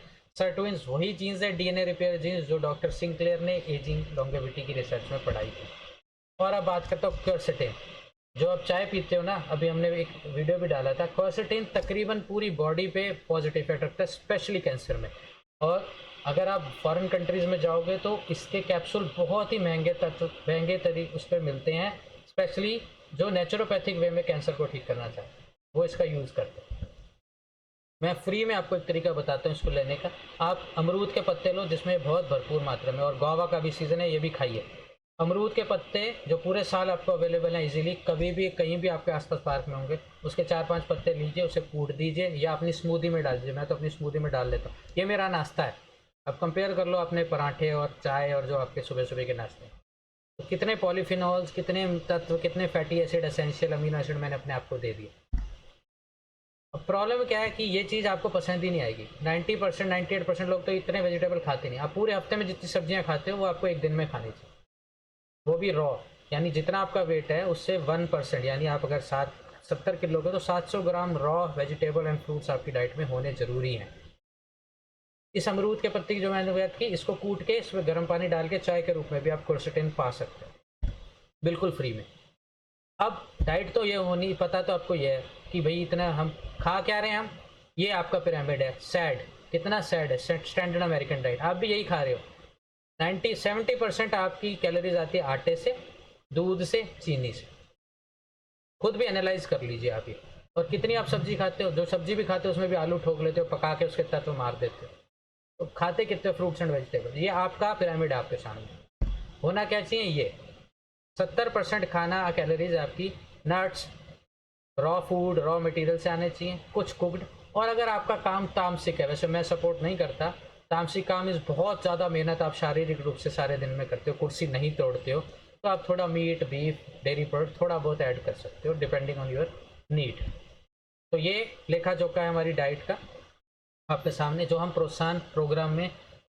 फिर बात आती है कितना, वो उसके लिए आपका specific body type, specific disease, doctor Garima और मैं एनालाइज करते हैं, उसके हिसाब से आपकी रिपोर्टिंग होती है और फिर हम 3 महीने तक ग्रेजुअली इस डाइट को इनकॉर्पोरेट करते हैं इन ए रेगुलेटेड मैनर। यही हम प्रोत्साहन प्रोग्राम में करते हैं, जिसके 6 बैच हो चुके हैं। अब नेक्स्ट बैच हम 1 अक्टूबर से शुरू करने वाले हैं। तो इसमें प्लांट बेस्ड डाइट बोलते हैं, वाइट चीज़ें यानी शुगर, सॉल्ट और वीट को मिनिमाइज कर देते हैं, हर्ब्स एंड रूट्स सबके ज़्यादा खाते हैं, पैकेज प्रोसेस फूड ना के बराबर, माइंडफुल ईटिंग करते हैं। जो भी आप खा रहे हो उसके बारे में सोचिए कि अंदर जाके आपको क्या देने वाला है, बीमारी या सेहत, और उसको चबा के खाइए ताकि उसका सलाइवा पूरा मिक्स हो। इंटरमिटेंट फास्टिंग, फास्टिंग का मैंने आपको बताया हम बहुत यूज़ करते हैं, और कॉन्स्टिपेशन को अवॉइड हो जाता है फाइबर के साथ। स्मोकिंग अल्कोहल के बारे में बात करने की ज़रूरत नहीं है, सबको पता है। एंड वाटर इनटेक का प्रॉपर होना। ये मेरी कुछ प्लेट्स हैं, ये कोई जो कांजी है, साथ में बहुत भर के सैलड, ये मेरा लंच होता है कभी कभी जब अवेलेबिलिटी के हिसाब से। ये मेरा एक लंच है, ये मेरा अगेन लंच, ये फ्रूट लंच है किसी दिन जब। ये साथ में आप थोड़ी मूंगफली खा लीजिए अगर भूख लगे, कुछ नारियल खा लीजिए, घर में कोई दाल सब्जी बनी है वो ज़्यादा मात्रा में। मैं रोटी नहीं खाता, मेरी 2 मील्स बिना रोटी के होती है, बिना अनाज के होती है। मोस्टली 2 मील्स मेरी रॉ होती है, सुबह स्मूदी, कुछ नट्स, फिर दोपहर को ये, और रात में कितनी कम कैलोरीज में खाता हूँ तो आपको दिख जाएगा। और उसके अलावा जो डॉक्टर सेफ्रिड ने बोली, हम कीटोजेनिक डाइट का बहुत यूज़ करते हैं, स्पेशली अगर आपको एग्रेसिव कैंसर है तो, या ऑटो इम्यून डिजीज़ या न्यूरो डिजनरेटिव डिजीज़ है। बट ये एक बहुत रेगुलेटेड मैनर में की जाने वाली, और इसके लिए डॉक्टर गरिमा स्पेसिफिक गाइडेंस आपको देती है। इसमें हम फैट पे आपकी पूरी, क्योंकि हमने देखा ना कि अमीनो एसिड ग्लूटामिन और ग्लूकोज पे बेस करते हैं कैंसर सेल्स अपनी डाइट फर्मेंट करने। अगर हम उनकी माइटोकॉन्ड्रिया उतने हेल्दी नहीं है कि वो कीटोन बॉडी से अपनी एनर्जी ले ले, तो हम अगर आपकी डाइट को पूरा फैट पे डाल देते हैं रेगुलेटेड मैनर में, ताकि इस तरह से रेगुलेट करके कि आपके हेल्दी सेल्स को भी कुछ कुछ मिलता रहे ग्लूकोज, तो आप कैंसर सेल्स को बहुत वल्नरेबल बना देते हैं।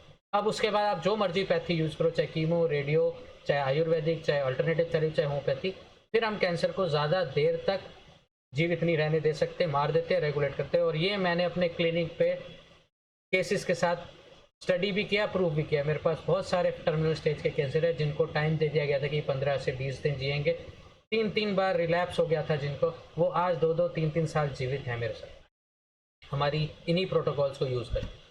और सेडेंटरी लाइफस्टाइल, मैं हमेशा बोलता हूँ exercise is the king, nutrition is the queen. Queen की हमने बात कर ली, टुगेदर जब ये दोनों साथ होंगे तभी हमारा किंगडम हेल्थी और प्रॉस्पेरस हो।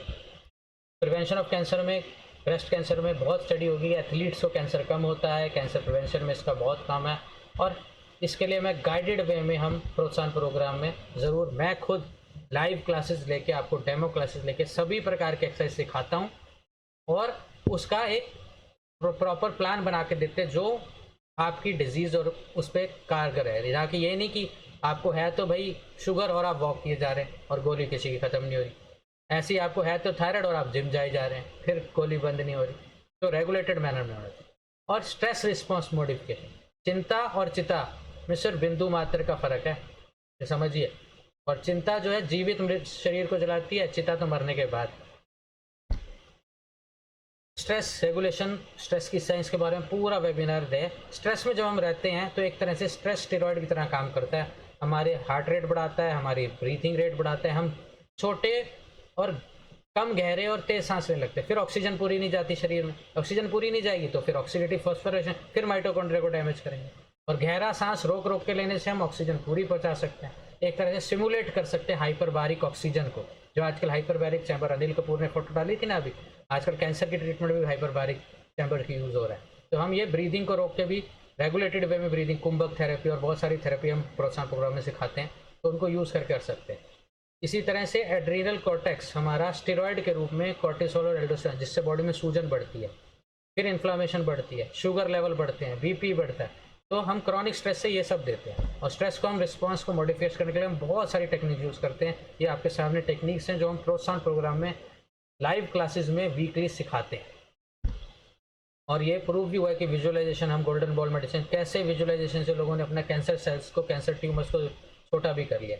और इसी बेस पे वॉशिंगटन यूनिवर्सिटी ने एक गेम भी बनाई है जिसमें आप अपना प्रोटीन खुद डिज़ाइन करते हैं। प्रोटीन की बात की ना मैंने, डीएनए से इन्फॉर्मेशन आई, प्रोटीन बनाया, कैसे हम अच्छे प्रोटीन डिज़ाइन करते हैं। इस गेम का नाम फोल्डिट है। ये कैंसर पेशेंट को वो खिला रहे हैं और देख रहे हैं कि कैसे अलॉन्ग विद थेरेपीज कैसे वो कैंसर को ज़्यादा इफेक्टिवली ये गेम खिला के ठीक कर पा रहे हैं। और अगेन मैं फिर से बोलूँगा, ये फिर वैदिक प्रैक्टिस है, फिर रीपैकेज कर दी गई है और फिर हमें भेज दी गई। तो सर्टेन एक्टिविटी को भी हम डी स्ट्रेस करके, स्ट्रेस को मैनेज करके रेगुलेट कर सकते हैं हिप्पोकैम्पस में। ये रिसर्च पेपर है उसके लिए। अब पूरी रिसर्च का जो इस बुक में लाइफ स्पैन में डॉक्टर सिंक्लेयर और डॉक्टर थॉमस सेफ्रेड, इनका क्या कहना है, आप HIIT कीजिए, यानी कि एक्सरसाइज कीजिए रेगुलर, चाहे रनिंग कीजिए, जिम कीजिए, एक रेगुलेटेड वे में रेगुलर एक्सरसाइज कीजिए, चाहे हफ्ते में 3 बार भी करिए।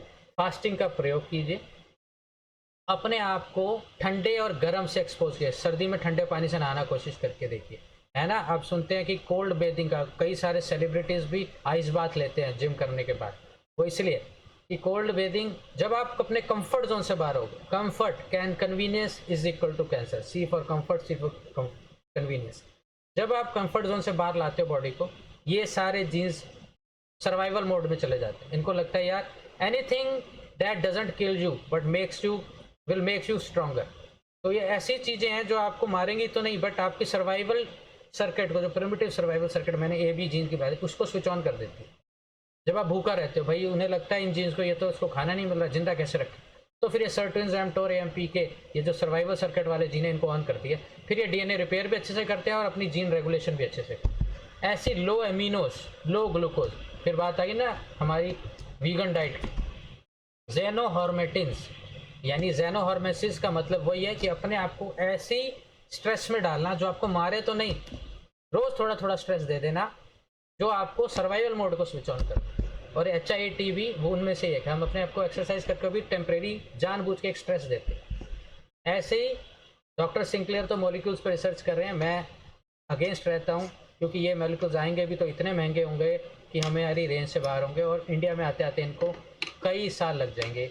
अगर ये एथिकली लॉन्च हो गए तो भी, अभी तक तो ये US में भी लॉन्च नहीं हुआ जहाँ ये रिसर्च कर रहे हैं हार्वर्ड में। तो इसमें इन्होंने बात की NAD की, रेवस्ट्रोल की, जो कि अंगूरों से मिलता है, रेड वाइन में होता है, और मूफा यानी अच्छे अनसेचुरेटेड फैटी एसिड्स की, जो हमें प्लांट और नट से मिल सकते हैं। NAD हम एजिंग के साथ कम करते हैं, मगर अगर हम रेगुलर एक्सरसाइज करें, ये वीगन डाइट लें जिसमें पॉलीफिनॉल ज़्यादा है, एमिनो एसिड कम है, बीच बीच में फास्टिंग यूज़ करें, तो NAD को हम नेचुरली भी बढ़ा सकते हैं विदाउट यूजिंग एनी मॉलिक्यूल। और इनका फ़ायदा देखो हर ऑर्गन पे है, कैंसर पे भी है, और तो NAD को बढ़ाना है। और इसी सारी रिसर्च को जो हम पढ़ते हैं, समन्वय करते हैं हम वैदिक ज्ञान का, मेरी और हमारी टीम की पूरी मेडिकल एक्सपीरियंस का, जिसका क्यूमुलेटिव एक्सपीरियंस अगर हम ऐड कर दें, मेरा और डॉक्टर गरिमा और हमारी बाकी टीम का, तो 35 साल के आसपास, और उसके अलावा मेरा personal experience with regular exercise, taking part in means professional kind of competitions during long marathons, यानी अल्ट्रा मैराथॉन्स, वो भी दुनिया की अपनी सबसे हाईएस्ट एल्टीट्यूड्स पे। और उसके बाद ये मॉडर्न साइंस का, जो कि मेडिकल करिकुलम का पार्ट नहीं, आज भी मेडिकल करिकुलम में कहीं माइटोकॉन्ड्रिया का बात नहीं होती, कहीं इन जीन्स की बात नहीं होती। हमें सिर्फ ये बताया जाता है ये शुगर आ गई, इसको आप मेटफॉर्मिन दे दीजिए, ये शुगर कम करने वाली दवाइयाँ दे दीजिए, और कुछ मत बताइए। यही हमारे सभी डॉक्टर्स की ज्ञान की कमी कह लो, पढ़ाई की कमी कह लो, हमारे सिस्टम की कमी कह लो, इसी वजह से हम बीमारियों को ठीक नहीं कर पा रहे। और इन्हीं का लेखा जोखा करके एक होलिस्टिक प्रोग्राम ने बनाया, जो diet, exercise, stress response, environmental factors और मेडिसिन, होम्योपैथिक एंड न्यूट्रास्यूटिकल्स पे हम काम करते हैं। और यही प्रोत्साहन प्रोग्राम, इसका नेक्स्ट बैच हम 1 अक्टूबर को शुरू करेंगे।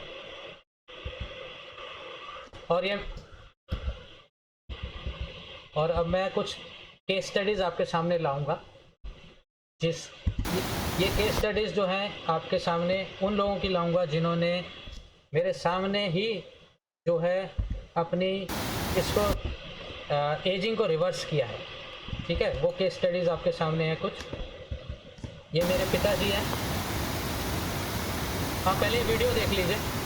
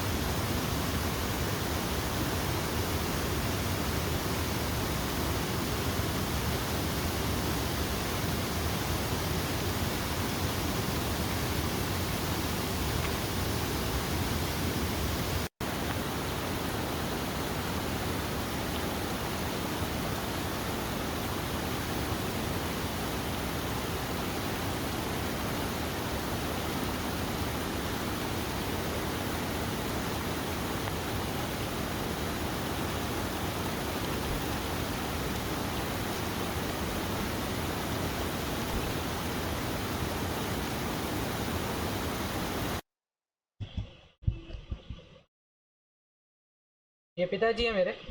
हम लोग अभी एक रोड ट्रिप पे गए थे पिछले सितंबर। इनकी एज है 68। और ये जो ट्रैक है इसका नाम है घेपन लेक ट्रैक। ये हमारे इंडिया की एक ऐसी लेक है जिसमें आप गर्मी में भी तैरते हुए ग्लेशियर्स देखते हैं। Lake with the floating glacier इसका नाम है, घेपन लेक कहते हैं। ये लाहौल डिस्ट्रिक्ट में है हिमाचल प्रदेश के। और इसका ट्रैक शुरू होता है सिस्सू से, जो कि अटल टनल से एक गांव है, पहला गांव तकरीबन 4 किलोमीटर दूर अटल टनल से। ये track 90% 4000 metre from sea level के ऊपर ही है, मतलब इसका 90% रास्ता। और ये 35 किलोमीटर का ट्रैक है आना जाना। ये 68 की उम्र में मेरे पिताजी ने इतने डिफ़िकल्ट ट्रैक को किया है आपके सामने। ये दिल्ली में क्यों कर पाए? क्योंकि ये दिल्ली में रहते हुए भी रोज़ाना तकरीबन 30 से 40 फ्लोर अप डाउन करते हैं। इनका गार्डनिंग का बहुत शौक़ है। हमारे पास का जो पार्क है डीडीए का, ये खुद मेंटेन करते हैं। तकरीबन 1 से 1.5 घंटा खुद गुड़ाई करते हैं, खुद मेंटेन करते हैं। कई ट्रीज़ ये लगा चुके हैं। और ये वो लेक है जिसकी मैंने बात की, घेपन लेक। 35 किलोमीटर का ट्रैक इस एज में बिना किसी दिक्कतें कर पाना। उसके साथ इन्होंने मेरे साथ वहाँ रात भी बिताई उस हाई एल्टीट्यूड पे। उसके साथ हमने कैंपिंग की वहाँ पे। और ये एक केस स्टडी आपके सामने जो हमारी रोज़मर्रा की लाइफ में है। इसके बाद इन्होंने दोबारा एक और ट्रैक किया उसी सेम रोड ट्रिप पे। ये आपके पीछे जो मोनेस्ट्री दिख रही है, ये इस मोनेस्ट्री का नाम है फुटकल मोनेस्ट्री। ये जो है ज़ंस्कार डिस्ट्रिक्ट में है, लद्दाख के। बहुत ही डिफ़िकल्ट टेरेन है। तो एजिंग को रिवर्स करने का मतलब, हेल्थ का मतलब क्या होता है? हेल्थ का मतलब ये है कि आप वो काम करो जो आपकी आधी उम्र के लोग सोच भी ना पाए और डरें कि भाई वो अटैम्प्ट भी करें। और यहाँ नीचे पिक्चर में मेरे साथ हैं, जो अभी थोड़ी देर में आपके सामने में एक और केस स्टडी, हमारे इंस्पिरेशन, मेरे रनिंग फ्रेंड श्री जीवन सिंह बिष्ट जी। ये भी हमारे साथ इस रन, क्योंकि मैं सिल्क रूट अल्ट्रा के लिए गया था 2022 की बात है ये। और उसी में इन्होंने लद्दाख में फुल मैराथन कंप्लीट की। पहले ये आएंगे, इसके बाद डॉक्टर गरिमा ब्रीफ करेंगी आपको about the polyphenols and other thing. कैसे डॉक्टर जीवन सिंह बिष्ट ने, देखिए कैसे जीवन सिंह जी ने 58 की एज में इनको डायबिटीज़ डायग्नोज हो गई थी। कैसे इन्होंने अपना सिर्फ रनिंग करके और वीगन डाइट यूज़ करके 25 किलो वजन कम कर दिया। और कितने यंग ये दिखने लगे। प्लीज़। नमस्कार डॉक्टर साहब। नमस्कार। ऐसा डॉक्टर साहब से मैं बहुत इंस्पायर हुआ कि वीगन डाइट के लिए, कि डॉक्टर साहब और मैंने लाहौल में एक स्नो मैराथन करी थी। और करीबन 1 वीक हम साथ रहे लाहौल में। और उससे मैं काफ़ी इंस्पायर हुआ। और उसके बाद से मैंने तो वीगन डाइट पर आ गया। और भी करीबन 2 साल तो हो गए हैं तो वीगन डाइट पर। और उससे एक चीज़ मुझे बहुत फील हुई कि मेरी परफॉर्मेंस और अच्छी हो गई है। पहले तो मैं आपके साथ शेयर करता हूं कि मैंने मैराथन करी थी फरवरी 2020 में, न्यू दिल्ली मैराथन। वो 4 घंटे 8 मिनट में करी। और अभी मैंने फरवरी तो 2022 में वो जो 23 में मैराथन करी है, तो वो मेरी 3 घंटे 41 मिनट में हो गई। सोच के देखिए, 3 घंटे 41 मिनट में 42 किलोमीटर। मैं भी नहीं पूरी कर पाता। इनसे तो मैं कम्पीट नहीं, हाथ जोड़ता हूँ मैं इनसे इंस्पायर होके। और सोचते कि इनसे आधी उम्र के लोग भी ये काम नहीं कर पाते। तो ये मुझे लगता है ये सबसे ज़्यादा जो तो इसमें कंट्रीब्यूशन है ये मेरे टाइमिंग का, ये मेरी वीगन डाइट का ही है। इससे पहले मैं तो जो है ना नॉन वेज वगैरह, फिश वगैरह काफ़ी खाता था, एग्स वगैरह। अब वो एक्चुअली सब कुछ छोड़ दिया तो मुझे काफ़ी फ्रेश महसूस होता है अपने आप को। और एक बात यह है कि मेरी रिकवरी रेट अच्छी हो गई। मैं पहले मतलब एक एक्सरसाइज करने के बाद, एक वर्कआउट करने के बाद दूसरे वर्कआउट में मुझे तो वो लगता, टाइम लगता था रिकवरी में। एक मिनट के जीवन जी, मैं यहाँ थोड़ा सा एक्सक्यूज मी डिस्टर्ब करूंगा। हम सब लोग जिम में जाते हैं, क्या बोलते हैं, प्रोटीन के बिना आप रिकवर नहीं हो सकते। आपको तो वे प्रोटीन चाहिए, आपको तो दूध दही अंडे खाने चाहिए 12-12 15-15। ऐसे ही सुना है ना हम सब ने। देखिए आपके सामने हम गलत प्रूव कर रहे हैं, क्योंकि साइंस को प्रैक्टिकली हमने अप्लाई किया क्लिनिक्स में भी, अपनी लाइफ में भी और दोस्तों की लाइफ में भी। Please continue sir. हाँ, मैं यही बता रहा था, रिकवरी रेट हमारा तो जो है मतलब बहुत अच्छा हो जाता है। और मैं तो मतलब सभी को रिकमेंड करता हूँ कि वीगन डाइट पर आ जाएं, ताकि it is a simple food, ये मतलब लाइव फूड है। तो हम क्यों उसको प्रोसेस करके उसको वो जो है नॉन वेज खाएं, और तो वे प्रोटीन खाएं, मिल्क एंड मिल्क प्रोडक्ट लें, जब हम सिंपली जो चीज़ वेजिटेबल फूड से ले सकते हैं, और वो भी रहा। मैं तो कहूँगा आप लोगों को स्प्राउट्स आप ज़्यादा से ज़्यादा खाएं। तो ये मैंने बहुत कुछ तो वो डॉक्टर जैन से सीखा। ये मुझे मतलब इनको देख देख के मैं काफ़ी मोटिवेट हुआ, और मतलब यहाँ तक आ गया। और अभी भी मैं ये चाहता हूँ कि, और मैं आज भी अभी क्या 22 किलोमीटर मैं रनिंग करके आ रहा हूँ, और तो जो है क्या क्या काफ़ी अच्छा महसूस कर रहा हूँ। तो ये सब मैं समझता हूँ वीगन डाइट्स का काफ़ी बड़ा रोल है इसमें। Thank okay, you. Thank you sir. Thank you sir, आपने बहुत हमारे डाउट क्लियर किए। एक और बात बता दूं, सर ने अभी पिछले साल बर्लिन मैराथन पूरी की है, जो कि one of the 6 major marathons हैं जो दुनिया की टॉप 6 मैराथन्स में आती है। और सर दोबारा इस सितंबर में फिर जा रहे हैं बर्लिन के लिए, और उसी के लिए प्रिपेयर कर रहे हैं। और बर्लिन के लिए आपको क्वालिफाई करने के लिए भी 3.5 घंटे से कम में भागना पड़ता है। एज के हिसाब से उनकी कैटेगरीज हैं। खैर, हम जैसे लोग तो क्वालिफाई भी नहीं कर पाते वहाँ तक। तो अब मैं doctor Garima, I will request you to come in please and update about polyphenols and whatever you want to us. Yeah. Hi, hello, everybody. I hope I'm audible and visible clearly. Okay. Okay, so let's start. तो आज आपने जाना ageing के बारे में and how ageing and cancer are similar, और polyphenols का हमने नाम बार बार सुना कि क्या होते हैं ये पॉलीफेनॉल्स। तो देखिए, पॉलीफेनॉल्स नाम से पता चल रहा है, poly and phenols. Phenols means phenolic compounds जो बहुत सारी मात्रा में हैं, और ये इनकी बहुत कैटेगरीज होती हैं, जैसे आइसोफ्लेवोन्स है, फ्लेवोनॉइड्स हैं।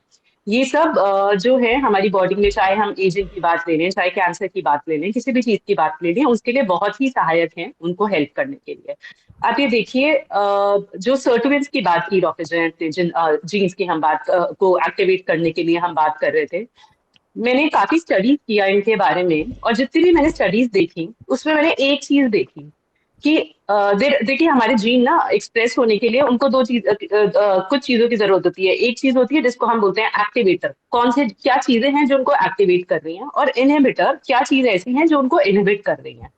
तो आप जब हम इनके एक्टिवेटर्स की बात करें, जैसे डॉक्टर जैन ने भी बताया था ना, NAD, resveratrol and other things, तो जब हमने देखा कि साइंटिफिकली लैब्स में क्या क्या क्या क्या चीजें ऐसी हैं जो इन जीन्स को एक्टिवेट करती हैं, तो उसमें ऑब्वियसली पॉलीफेनॉल्स का तो नंबर 1 रोल है ही, एंड अकॉर्डिंगली अदर थिंग्स। लेकिन one common thing that I want to share here is, not even one animal product was there in any of the studies. None of the studies had any, किसी भी study में आपको ये नहीं बोला है कि दूध, दही, मक्खन, पनीर से आपका जो ये है, ये आपके जो सर्टुवेंट्स हैं वो एक्टिवेट हो रहे हैं। So all the activators are only and only your plant based this thing compounds, जिसमें हमारे बहुत तरीके, जैसे क्वर्सेटिन की उन्होंने बात की, कर्कमिन की बात की, जो सिर्फ हमको टर्मरिक या जिंजर से ही मिलता है। आपको पता है, टर्मरिक और जिंजर, कर्कमिन के कैप्सूल्स सिर्फ विदेश में नहीं, इंडिया में भी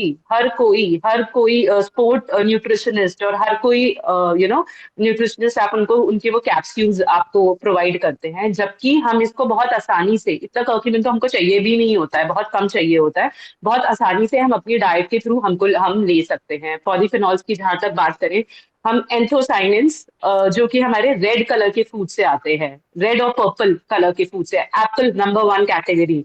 उसके अलावा हमारा बैंगन हुआ, हमारे ग्रेप्स हुए, हमारे बेरीज हैं जो इंडिया में इतनी कॉमन नहीं है, बट लेकिन there are many other things. Gooseberry है, Indian gooseberry which is or amla, इतना आसानी से हमें मिल जाता है।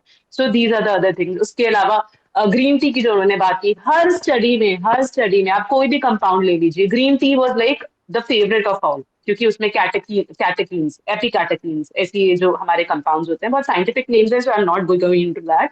तो ये बहुत इंपॉर्टेंट है। रेड कैबेज, लिट्यूलिन करके एक हमारा another this thing activator for sirtuins, जो हमारा हमको पंपकिन में मिलता है, रेड कैबेज में मिलता है, पेपर्स पे मैं ज्यादा जोर देना चाहूंगी। ये जो हमारी कैप्सिकम है, हमारे ग्रीन चिलीज है, रेड चिलीज है, इनको अगर आप कंट्रोल्ड अमाउंट में खाएंगे, these are also very beneficial.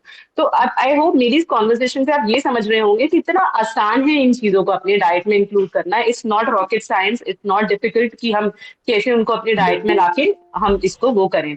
जो डॉक्टर सेफरिड कहते हैं कि फर्मेंटेबल शुगर और ग्लूटामिन, जिसपे हमारे कैंसर सेल्स या हमारे एजिंग सेल्स जो है वो थ्राइव करते हैं, उनको अगर हम अपनी डाइट में बिल्कुल हटा दें, और उनको हटाना कोई मुश्किल बात नहीं है। वही कि जब हम ये जो प्रोसेस्ड फूड और प्रोसेस्ड हमारा चीनी हुआ या व्हीट अदर थिंग्स है, उनको कम करके रॉ की तरफ चले जाएं, एंड अपने आप ही ये हमारे उसमें इंक्लूड हो जाता है। हमको अगर वीट कम करना है तो हमारे पास मिलेट्स का इतना अच्छा ऑप्शन है, और वो भी हम रॉ फॉर्म में कंज्यूम कर सकते हैं मेनी दिस थिंग। तो these are the certain tricks and techniques that we have to apply to get these polyphenols, to get these flavonoids, to get to become vegan, and then we can easily introduce them in our diet and can go towards the kind of lifestyle that we aim to aspire after seeing this webinar. Thank you doctor गर्मा। Yeah. Thank you doctor गर्मा। और इस webinar का inspiration मुझे जीवन sir से ही आया था। इन्होंने मुझे, जब स्नो मैराथन में हम साथ रहे, जो सिस्सू में स्नो मैराथन इंडिया की पहली थी, वो मैं आपको बता दूं, उसमें आपको सारा 42 किलोमीटर स्नो पे ही भागना।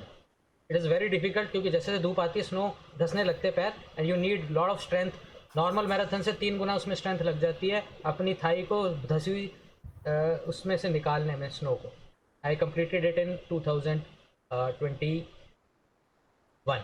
तो इन्होंने उस वक्त एक बात मुझे कही थी कि मैं 103 साल जीऊँगा। पता नहीं कैसे आर्बिट्री इन्होंने नंबर बोला था जीवन जी ने।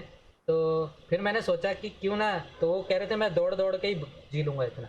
तो हो सकता है, क्योंकि फौजा सिंह जी आप देखते हैं, he is a marathoner and he is 114 years old now, and he started running only at the age of 80। लोग बोलते हैं हम तो आज तक भागे ही नहीं जी, हम भाग नहीं पाएंगे। ऐसा नहीं है। There is no age to reverse ageing, and age is just a number. Jeevan ji, Fauja Singh ji, ये सब प्रूफ है। My father, these are all my inspirations. And now I will request any questions. And जी, Maruti ji, you have raised your hand, please.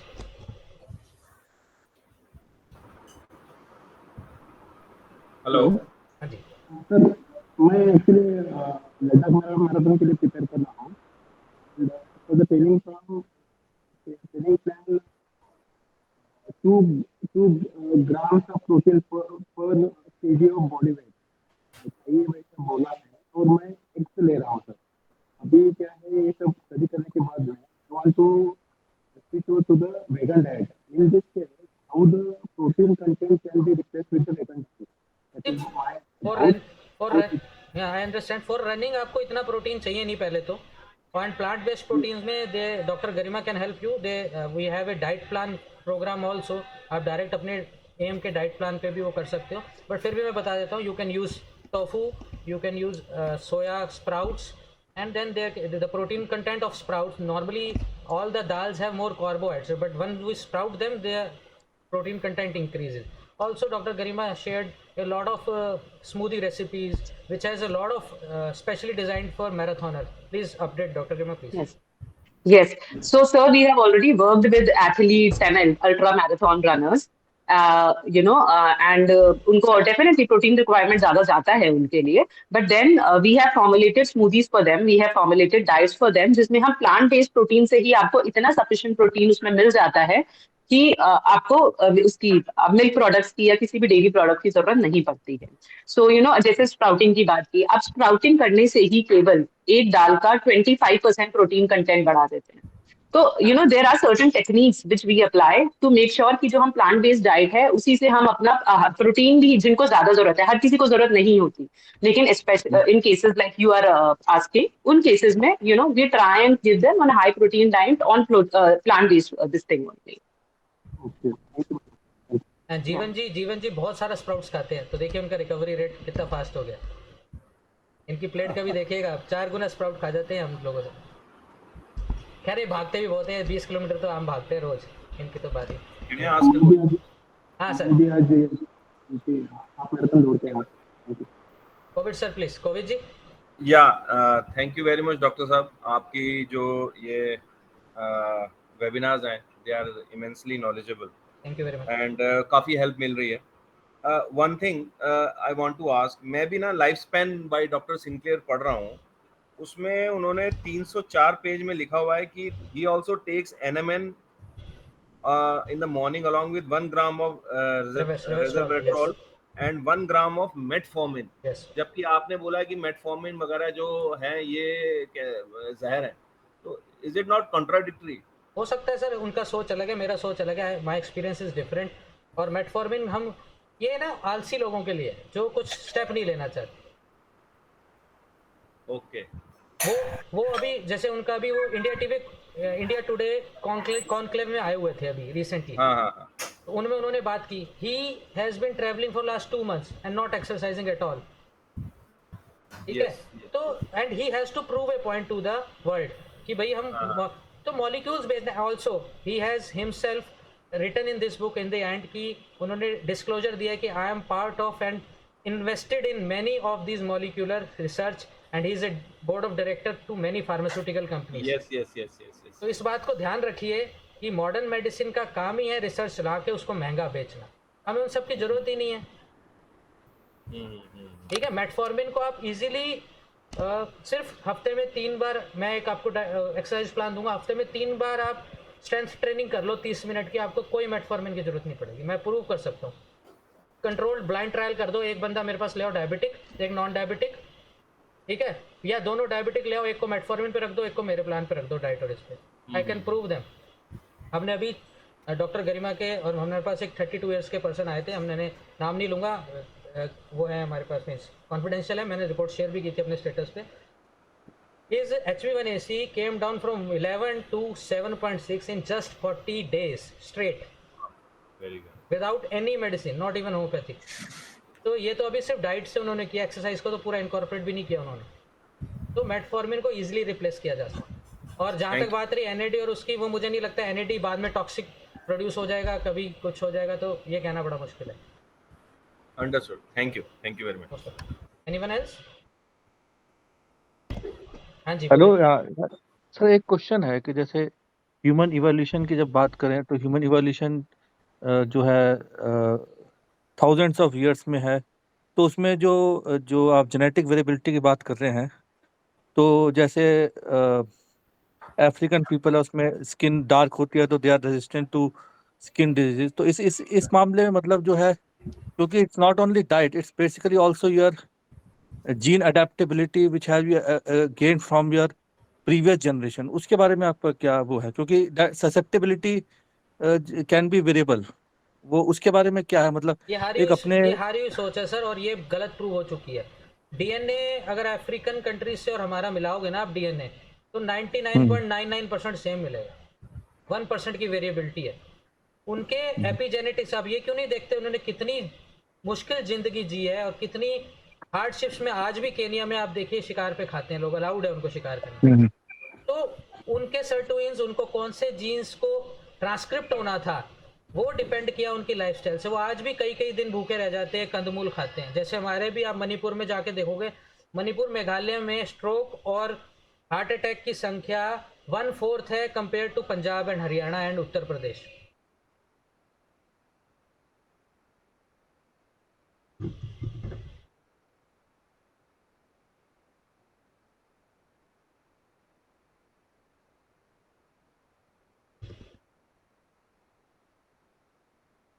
The two kids, they grow very different. मतलब depending on the kind of lifestyle and the kind of habits they are adopting, उसके हिसाब से you just it's just like that कि आप nurture क्या कर रहे हो, आप डाल क्या रहे हो, कहते हैं ना कि पौधे को डाल क्या रहे हो, उसके हिसाब से वो वैसा निकल के आएगा। So it's more like that. Also in this Dr. Sinclair, there is a study he has mentioned, इन्होंने ट्विंस 7000 ट्विंस को लिया और उन पे स्टडी किया, इन आई थिंक यूके में ये स्टडी हुई थी, एंड उन 7000 ट्विंस को सेम, और मतलब यही डिफरेंट के एक एक्सरसाइज करता है, तो उनको दोनों को इन्होंने प्रूव किया सेम चीज़, ये मोनोजाइगोटिक ट्विंस की बात कर रहा हूँ मैं, और दे हैव प्रूव दैट कि ये उनको कम बीमारियाँ हुई जो अच्छी हैबिट्स यूज़ कर रहे थे, और जिनको नहीं। तो आप जीन्स को कौन सा स्विच ऑन करना है, कौन सा ऑफ करना है, ये हमारे ऊपर है, हमारी आदतों के ऊपर है। हमेशा epigenetics is much more important. And then ये देखिए, इन्होंने ये लिखा है पेज नंबर 322 पे है 16 पॉइंट, इन्होंने लिखा है pessimist and psychotics see significant increase in the risk of death at an early age. That's according to study on 3,752 twins 50 years or older then looked at the relationship between personality and lifespan. तो उन्होंने बोला जो लोग extroverted थे इनमें twins में वो लोग ज़्यादा जिए कम बीमार रहे. जो लोग इंट्रोवर्ट थे डिप्रेशन में और उसमें ज़्यादा गए. And all both they have exactly same DNA. तो डीएनए ठीक है ज़रूरी है बट कौन सा जीन खोलना है कौन सा नहीं वो आपकी आदतें है.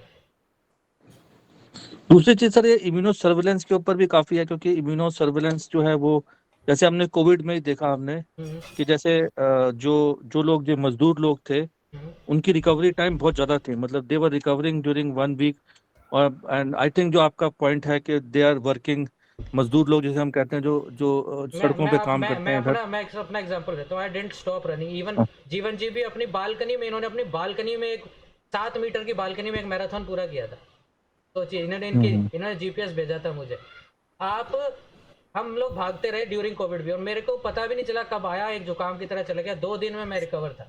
एंड मैंने आज तक कभी भी आप पूछ सकते हैं मेरे पेशेंट से कभी भी मैंने अपने क्लिनिक पे मास्क नहीं पहना कोई सैनिटाइजर यूज नहीं किया कभी भी. तो ये आपकी इम्यूनिटी भी ऑफ कोर्स इम्यून सेल्स भी तो जीन्स बेस्ड ही हैं. ये मैक्रोफेजेस आप ही तो उनको रेगुलेट कर रहे हो. लेकिन मैं फिर जानता हूँ कि ये बुक जो ये रिसर्च है ना बहुत कमाएगी. क्यों पता है? क्योंकि हम 90% पॉपुलेशन आलसी है. हम लोग मॉलिक्यूल्स ढूंढते रहेंगे. एलिक्सिर ऑफ लाइफ हम ढूंढते रहेंगे. अपनी आदतें नहीं सुधारने वाले मुझे पता है. तो ये होना तो यही है फिर भी. लेकिन खैर हम तो सिर्फ उनको फोकस कर सकते हैं जो सुनना चाहते हैं जो सुधरना चाहते हैं जो सुधार सके. ठीक है सर. Thank you sir.